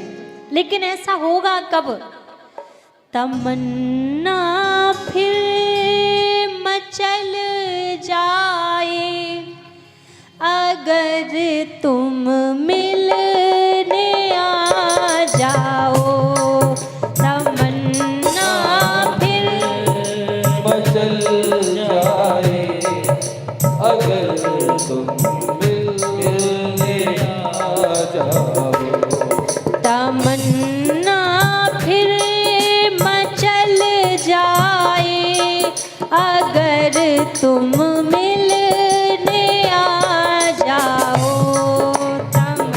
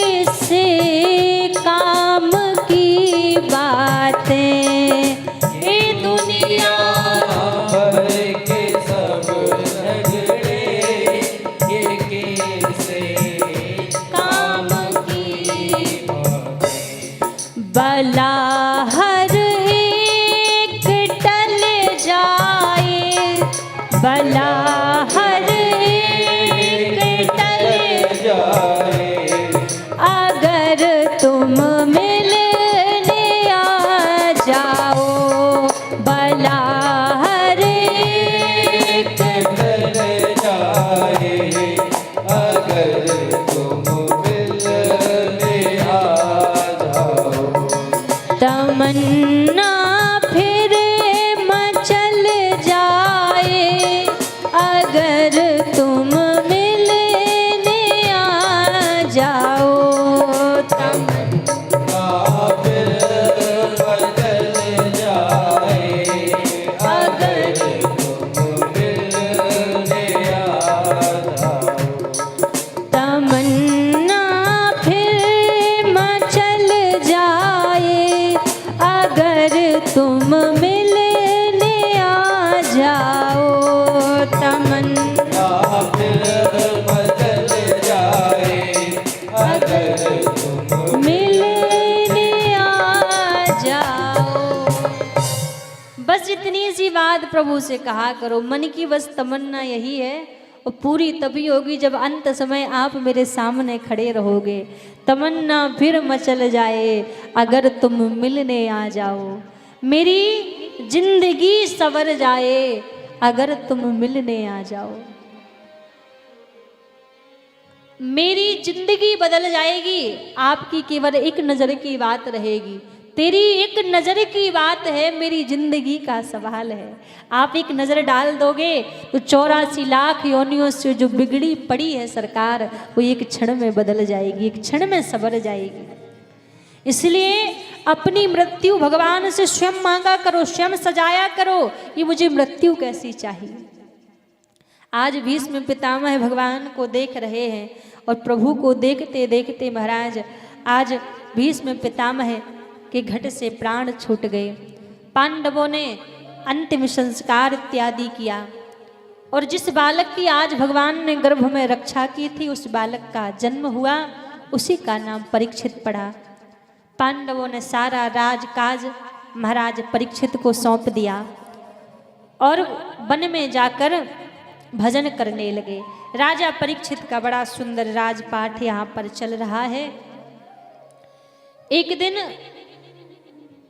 वन में भ्रमण करने के लिए राजा परीक्षित गए और जैसे ही वन में भ्रमण करने गए तो क्या देखा, एक काला काला व्यक्ति बैल को मार रहा है।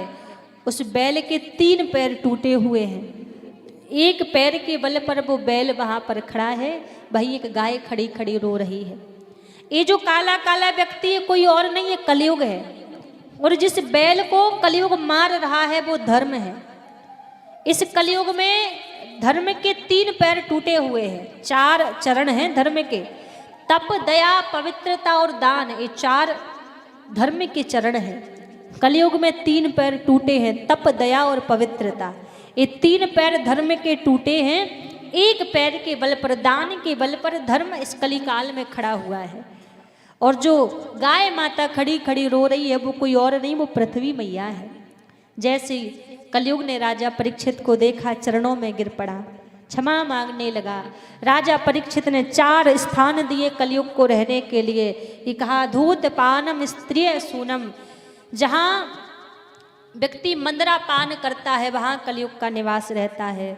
जहाँ व्यक्ति जुआ खेलता है वहाँ कलयुग का निवास रहता है। स्त्रिय सूनम, जो व्यक्ति अपनी नारी को छोड़कर, अपनी स्त्री को छोड़कर परस्त्री का गमन करता है वहाँ पर कलयुग निवास करता है। और चौथा स्थान कहा, जहाँ पर झूठी गवाही दी जाती है वहाँ पर कलयुग का निवास रहता है। 4 स्थान दिए। अब कलयुग बोला, महाराज कोई एक और स्थान और दे दो। तो परीक्षित के मुख से निकला कि जाओ जाकर सोने में निवास करो, स्वर्ण में स्थान दे दिया। अब महाराज कहते हैं सोने में भगवान का वास होता है।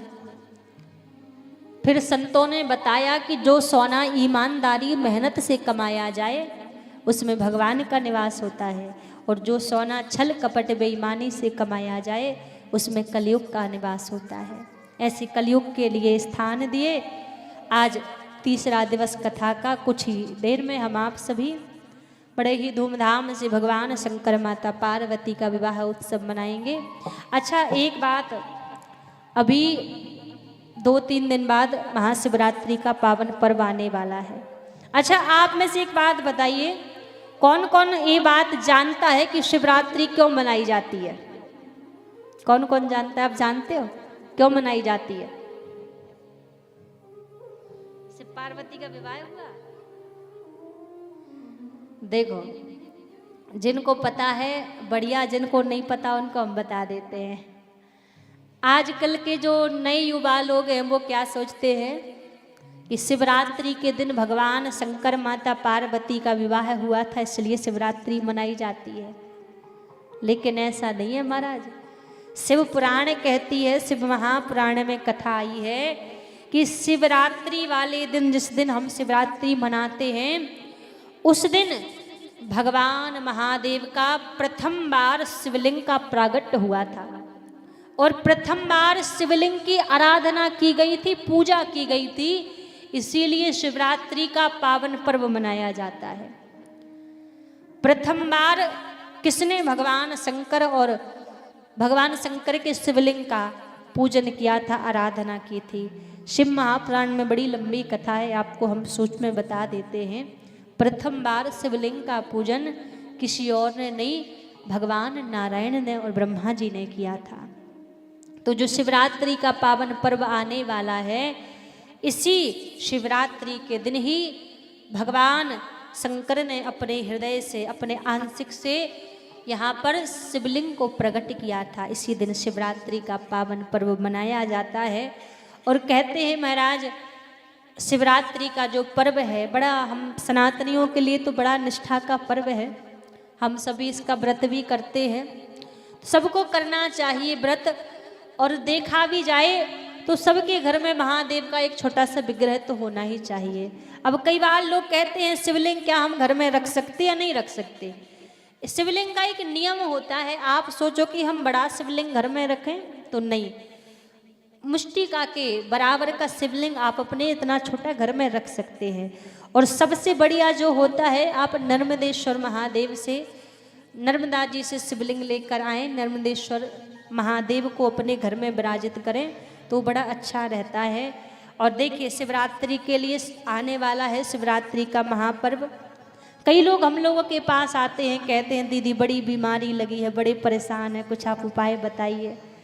तो शिवरात्रि आने वाली है, जो बड़े बीमार रहते हैं, मुक्ति नहीं, दवाई लगी हुई है, खूब प्रयास कर रहे हैं, तो आपको शिवरात्रि वाले दिन क्या करना है?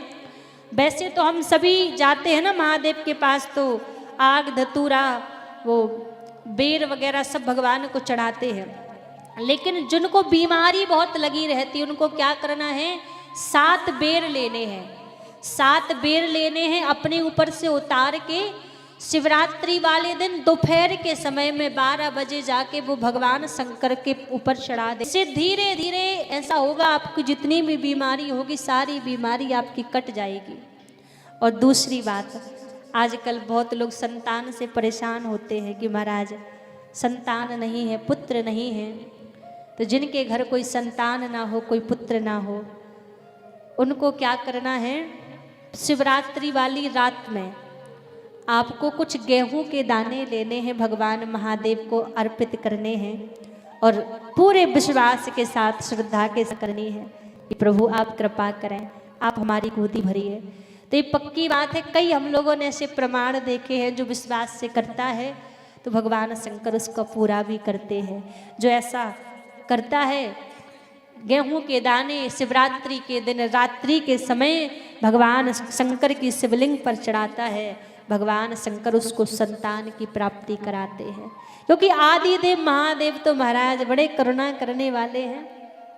और बताते रहेंगे। हमारा देखो दूसरा प्रयास क्या रहता है कि जहाँ तक हो हम आपको सीधा सीधा कथा सुनाएं, लेकिन लोग परेशान रहते हैं तो सारी चीज़ बीच बीच में कुछ कुछ आपको थोड़ा थोड़ा बताते रहेंगे। और आइए हम सभी चलते हैं बड़े धूमधाम से भगवान शंकर के विवाह की ओर। कौन कौन भगवान शंकर की बारात में आया है? कौन कौन आया है? सभी आए हैं? तो आइए मिलकर सभी भगवान शंकर का स्वागत करेंगे।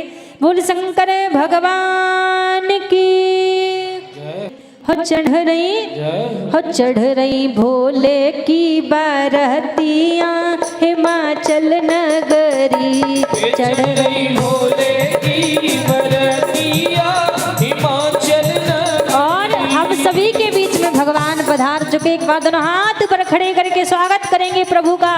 बोल शंकर भगवान की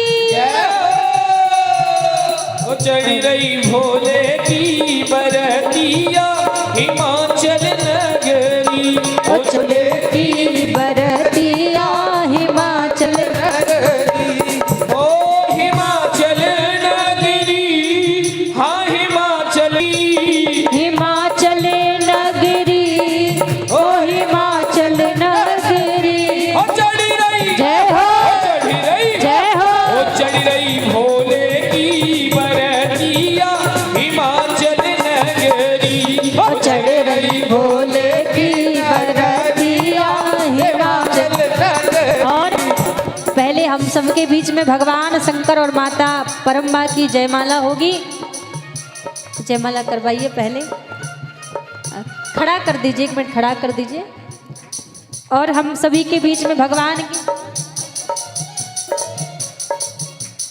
सबसे पहले माता पार्वती भगवान शंकर को जयमाला पहनाएंगी। उसके बाद भगवान शंकर माँ परम्बा को वरमाला पहनाएंगे। और आज देखो बड़ा सुंदर भाग्य हमें प्राप्त हुआ है कि प्रभु के विवाह उत्सव का आनंद लेने का। बोल शंकर भगवान की। अब हमारे भोलेनाथ माँ परम्बा को वरमाला पहनाएंगे। सभी तालियों के साथ जय हो।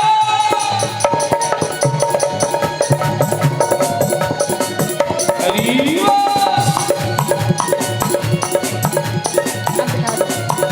और अब एक एक करके हम सभी को भगवान शंकर भगवान के कन्यादान करने का सौभाग्य हमें मिलेगा।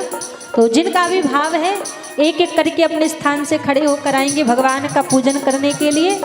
माता पार्वती भगवान शंकर का पूजन करने का सुंदर सौभाग्य जो प्राप्त हुआ है। तो जिनका भी भाव है एक एक करके सभी लोग अपने स्थान से उठकर आएंगे भगवान का पूजन करने के लिए। जो माताएं बहनें, जो हमारे भैया जी लोग जो भी पूजन करना चाहते हैं तो एक एक करके सभी लोग आते रहेंगे।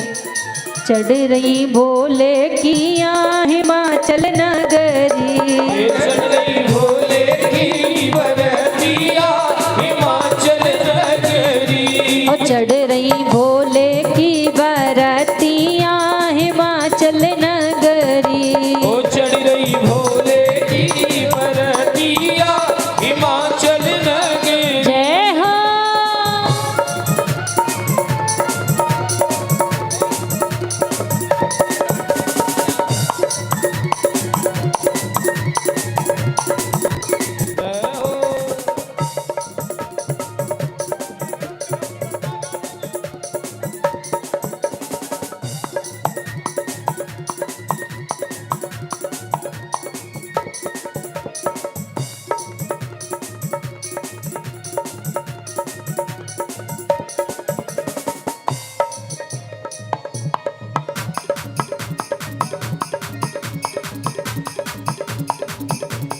बूढ़े जी बैठे सरपों की माला, बूढ़े बैल पे शिव जी बैठे कल शर्पों की माला। अंग अंग में भस्म रमाए पहने बिच्छू प्याला। ओ अंग अंग में भस्म रमाए पहने बिच्छू जाला। ओढ़े जय हो, ओढ़े जय हो। ओढ़े कारी सी कमरिया, ये ओढ़े कारीशी कमरिया हिमाचल नगरी। चढ़ रही भोले की रहतिया हिमाचल नगरी।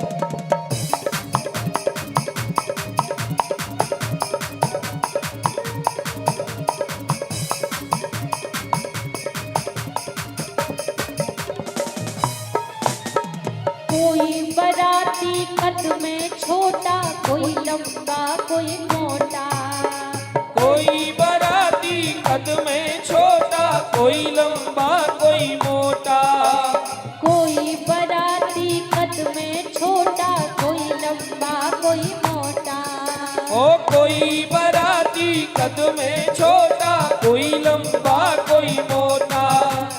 किसी के तन में चार भुजा है, किसी का तन है टोटा।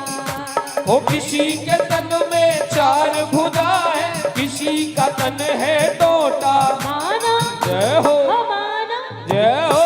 मानो लागी है बजरिया हिमाचल नगरी। मानो लागी रे बजरिया हिमाचल नगरी। चढ़ रही भोले की बरतिया हिमाचल नगरी। ओ चढ़ गई भोले की बरतिया हिमाचल नगरी।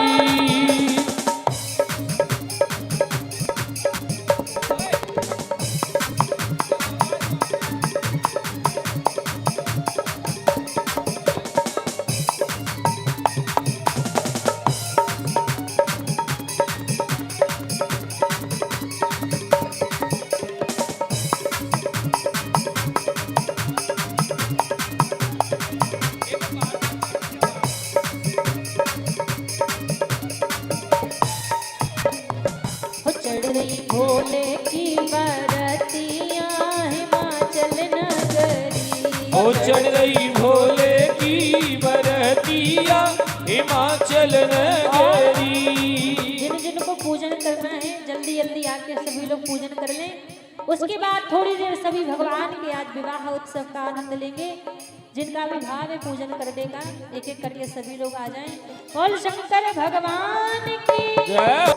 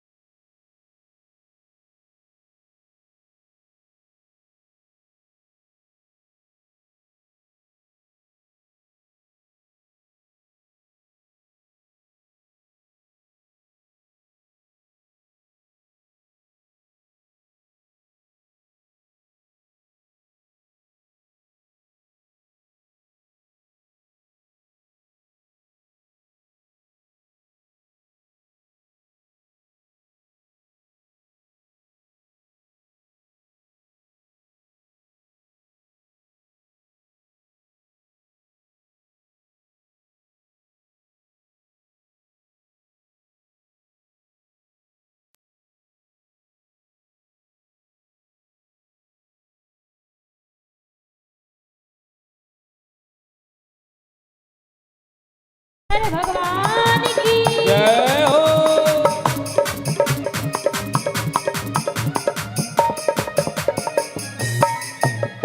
ऐसी जोड़ी बनी सुहावनी देवी देव हर्षाए। वो ऐसी जोड़ी भोले ने बाबा कैलासी यहाँ आए। माँ गोरा को लेने बाबा कैलाशी अब आए।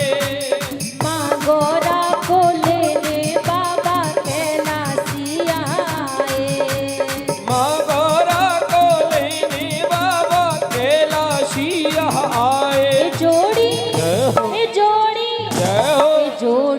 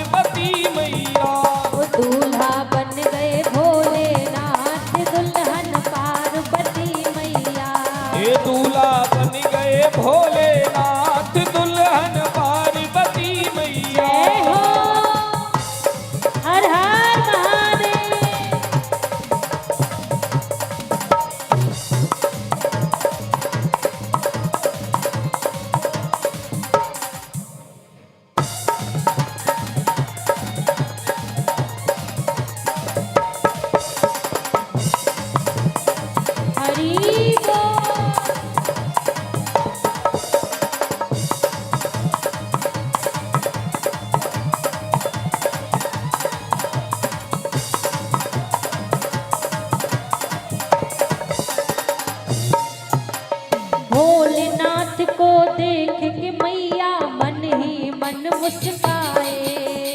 भोलेनाथ को देख के मैया मन ही मन हर्षाए। भोलेनाथ को देख के मैया मन ही मन मुस्काए। ये भोलेनाथ को देख के मैया मन ही मन मुस्काए। जिनके लिए मैंने तप किए वो प्राणन प्यारे आए। जिनके लिए मैंने तप किए वो सामने मेरे आए। जिनके लिए मैंने तप किए वो प्राणन प्यारे आए। ओ जिनके लिए मैंने तप किए वो प्राणन प्यारे आए। हर हर ये हो हर हर ये हो हर हर महादेव सब बोले दुल्हन पार्वती मैया। ये दूल्हा बन गए भोलेनाथ दुल्हन पार्वती मैया। ओ दूल्हा बन गए भोलेनाथ दुल्हन पार्वती मैया। ओ दूल्हा बन गए भोलेनाथ दुल्हन पार्वती मैया। अच्छा एक बात बताओ, भगवान महादेव का विवाह उत्सव मनाया जा रहा है। किस किस को प्रभु के विवाह की खुशी है, किसी को है या नहीं है? तो ऐसे बैठे बैठे खुशी बताओगे? तो थोड़ा खड़े हो जाओ सब लोग अपने अपने स्थान पर, सभी लोग खड़े हो जाए। हेलो शिराजे शिराजे शिराजे बोली शंकर भगवान की शिराजे हरि।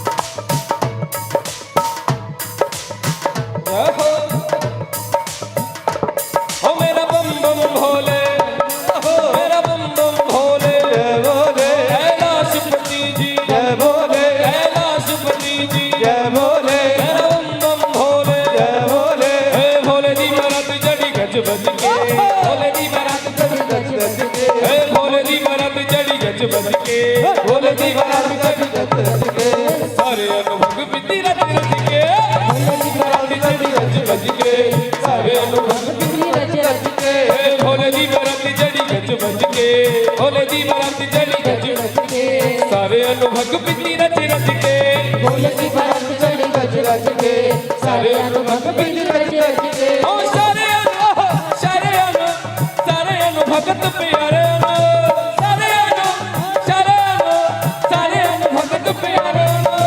भोले दी बाराती चढ़ी गज बज के। भोले दी बाराती चढ़ी गज बज के सारे अनुभव बिती रच रच के। भोले दी बाराती चढ़ी गज बज के सारे अनुभव बिती रच रच के।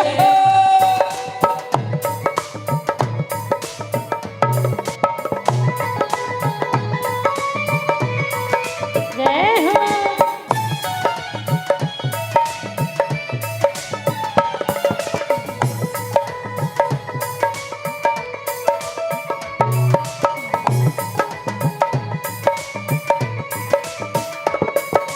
ब्रह्मा विष्णु खुशी मनाते। ब्रह्मा विष्णु खुशी मनाते। ब्रह्मा विष्णु खुशी मनाते। ब्रह्मा विष्णु खुशी मनाते। देवी देव जयकारे लाते। देवी देव जयकारे लाते।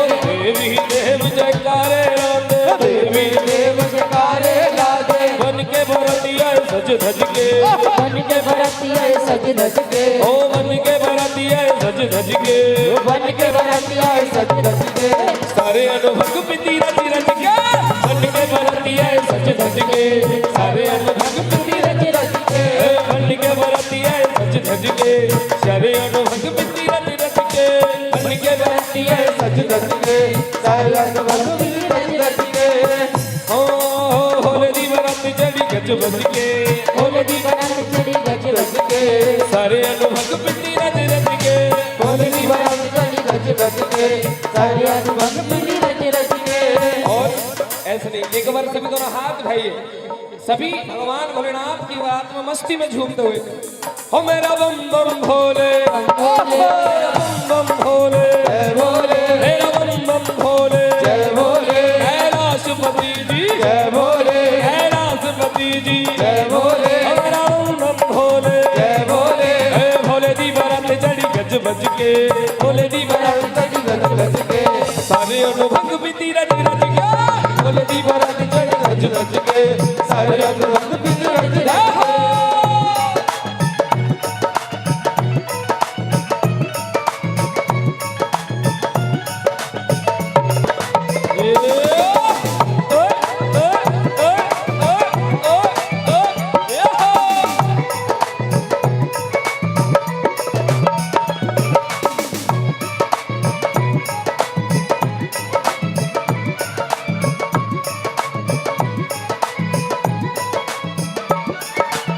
भोले बकरा रूप बनाया, भोले बकरा रूप बनाया, भोले बकरा रूप बनाया, भोले बकरा रूप बनाया, गौरा मैया नल ब्याह रचाया, गौरा मैया नल ब्याह रचाया, गौरा मैया नल ब्याह रचाया, गौरा मैया नल ब्याह रचाया। वेखनो ऐसर भज भज के, वेखनो ऐसर गज गज के, वेखनो ऐसर भज भज के, देखन आए सारे गज गज के, सारे अनुभंग बीती रज रज के, देखन आए सारे गज गज के, सारे अनुबंध पीती रच रच के। सारे अनु हो सारे अनु हो सारे अनु भगत प्यारे अनु, सारे अनु ओ सारे अनु ओ सारे अनु भगत प्यारे अनु। हे भोले दी बरात चढ़ी गज बज के, भोले दी बरात चढ़ी गज गज के, हे भोले दी बरात चढ़ी गज बज के, भोले की बरात चढ़ी गज गज के, सारे अनुभंग बीती रज रज के। भोले की बरात चढ़ी गज गज के, सारे अनुबंध पीती रच रच के। बोली शंकर भगवान की। एक बार सभी दोनों हाथ उठाएं, इसके बाद सभी आरती की तरफ चलेंगे। हे हर हर महादेव शंभु काशी विश्वनाथ गंगे, हर हर महादेव शंभु काशी विश्वनाथ गंगे, हे हर हर महादेव शंभु काशी विश्वनाथ गंगे, हर हर महादेव शंभु काशी विश्वनाथ गंगे, ओ काशी विश्वनाथ गंगे, ओ काशी अमरनाथ शंगे, काशी विश्वनाथ गंगे, बाबा अमरनाथ गंगे, ओ हर हर ओ हर हर ओ हर हर महादेव शंभु काशी विश्वनाथ गंगे, हर हर महादेव शंभु काशी विश्वनाथ गंगे। और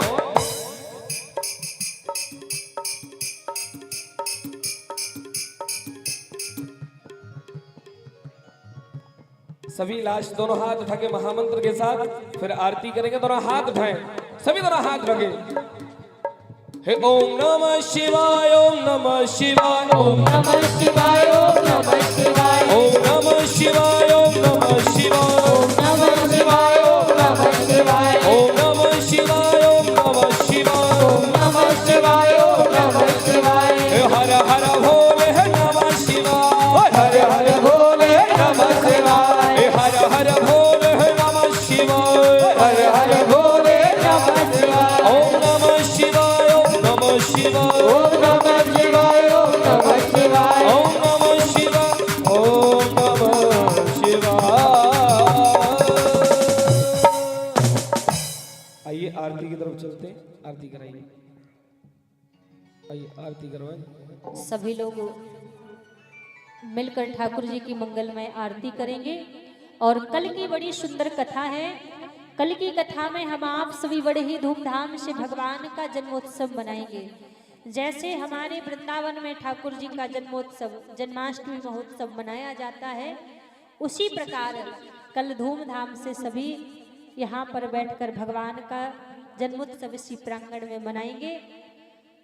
कल सभी को मंच के द्वारा बधाइयाँ भी प्रदान की जाएंगी और वृंदावन से चलकर ठाकुर जी हम सब के बीच में कल यहाँ पर अवतार लेंगे।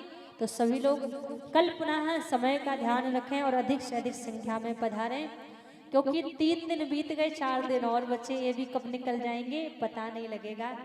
तो आप अपने आस पड़ोस सबको लेकर आए कल से पुनः कथा में, और कल की बड़ी सुंदर सुंदर कथाएं हम आप सभी कल श्रवण करेंगे। और आइए चलते हैं सभी आरती की ओर।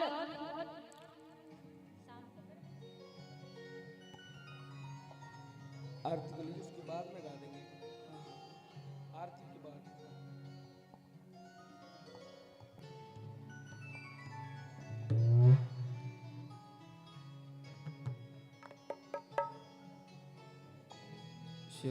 हरिओम।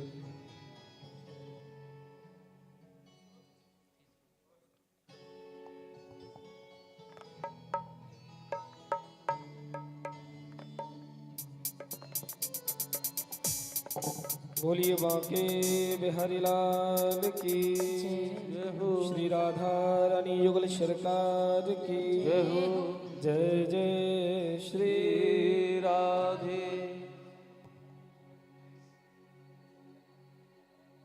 हरि ओम। चंद्रमा मनसो जाति चक्षुः सूर्यो अजायत, श्रोत्रा द्वादश प्राणिशमगदग्नेन जायत। श्री बांके बिहारी तेरी आरती गाऊं, बांके बिहारी तेरी आरती गाऊं। हे गिरधर तेरी आरती गाऊं, हे गिरधर तेरी आरती गाऊं। आरती गाऊं प्यारे आपको मनाऊं, आरती गाऊं प्यारे आपको मनाऊं, आपको मनाऊं प्यारे यही गुण गाऊं, आपको मनाऊं प्यारे यही गुण गाऊं। श्री बांके बिहारी तेरी आरती गाऊं, बांके बिहारी तेरी आरती गाऊं। मोर मुकुट तेरे शीस पे सोहे, मोर मुकुट तेरे शीस पे सोहे। प्यारी बंसी मेरो मन मोहे, प्यारे बंसी मेरो मन मोहे। या बंसी पे पल बल जाऊं, बांके बिहारी तेरी आरती गाऊं। ओ हे गिरधर तेरी आरती गाऊं, हे गिरधर तेरी आरती गाऊं। ओ चरणों से निकली है गंगा प्यारी, चरणों से निकली है गंगा प्यारी। जिसने सारी दुनिया तारी, जिसने सारी दुनिया तारी।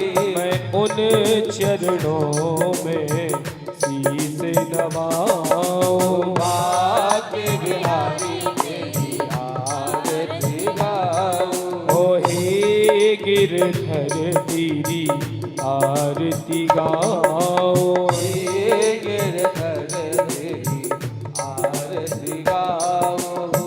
चरणों से निकली है गंगा प्यारी, चरणों से निकली है गंगा प्यारी।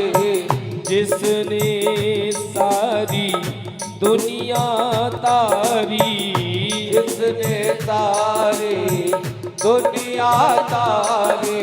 उन चरणों की शीस नवाऊं, बांके बिहारी तेरी आरती गाऊं। ओ हे गिरधर तेरी आरती गाऊं, हे गिरधर तेरी आरती गाऊं। ओ व्यास दास के नाथ आप हो, व्यास दास के नाथ आप हो।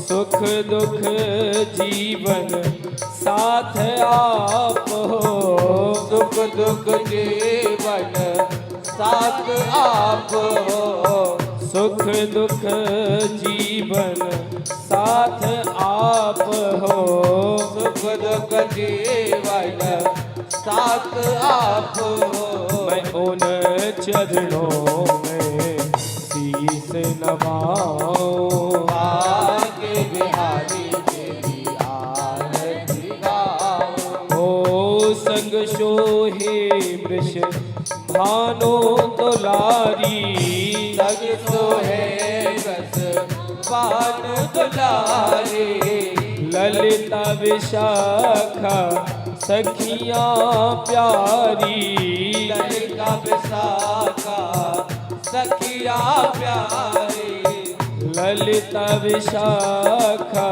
सखियां प्यारी, ललिता विशाखा सखिया प्यारी। मैं वास सदा वृंदावन पाऊं, आगे बिहारी तेरी आरती गाऊं। ओ हे गिरधर तेरी आरती गाऊं, हे गिरधर तेरी आरती गाऊं। श्री माँ के बिहारी तेरी आरती गाऊं, आगे बिहारी तेरी आरती गाऊं। कर्पूर गौरम करुणावतारम संसार सारम भुजगेन्द्रहार सदा वसंतम हृदयारविंदे भवं भवानी शैतं नमामि। त्वमेव माता सविता त्वमेव त्वमेव बन्धुः सखा त्वमेव त्वमेव वेद्या गुरुं त्वमेव त्वमेव सर्वं मम देवदेव। हे त्वमेव सर्वं मम देवदेव त्वमेव सर्वं मम देवदेव। त्वमेव सर्वं मम देवदेव। एक बार सभी दोनों हाथ उठा के महामंत्र के साथ में आज की कथा विश्राम करेंगे। जिन्हें महामंत्र याद हो सभी बोले हो हरे कृष्णा कृष्ण कृष्णा हरे हरे, हरे रामा हरे रामा राम रामा हरे हरे। हरे कृष्णा कृष्ण कृष्णा हरे हरे, हरे रामा राम रामा हरे हरे। ऐसे सभी दोनों हाथ उठाएं, आप भी दोनों हाथ उठाइए, दोनों हाथ उठा के महामंत्र बोलिए। ये महामंत्र है जो सभी पापों को नाश करता है। सभी दोनों हाथ उठा के हो हरे कृष्णा कृष्ण कृष्ण हरे हरे, हरे रामा राम रामा हरे हरे। हो हरे कृष्णा कृष्ण कृष्ण हरे हरे, हरे रामा राम राम हरे हरे। हरे कृष्णा कृष्ण कृष्ण हरे हरे, हरे रामा राम राम हरे हरे। कृष्णा कृष्ण कृष्ण हरे हरे, हरे रामा राम राम हरे हरे। कृष्ण हरे हरे, राम राम हरे हरे।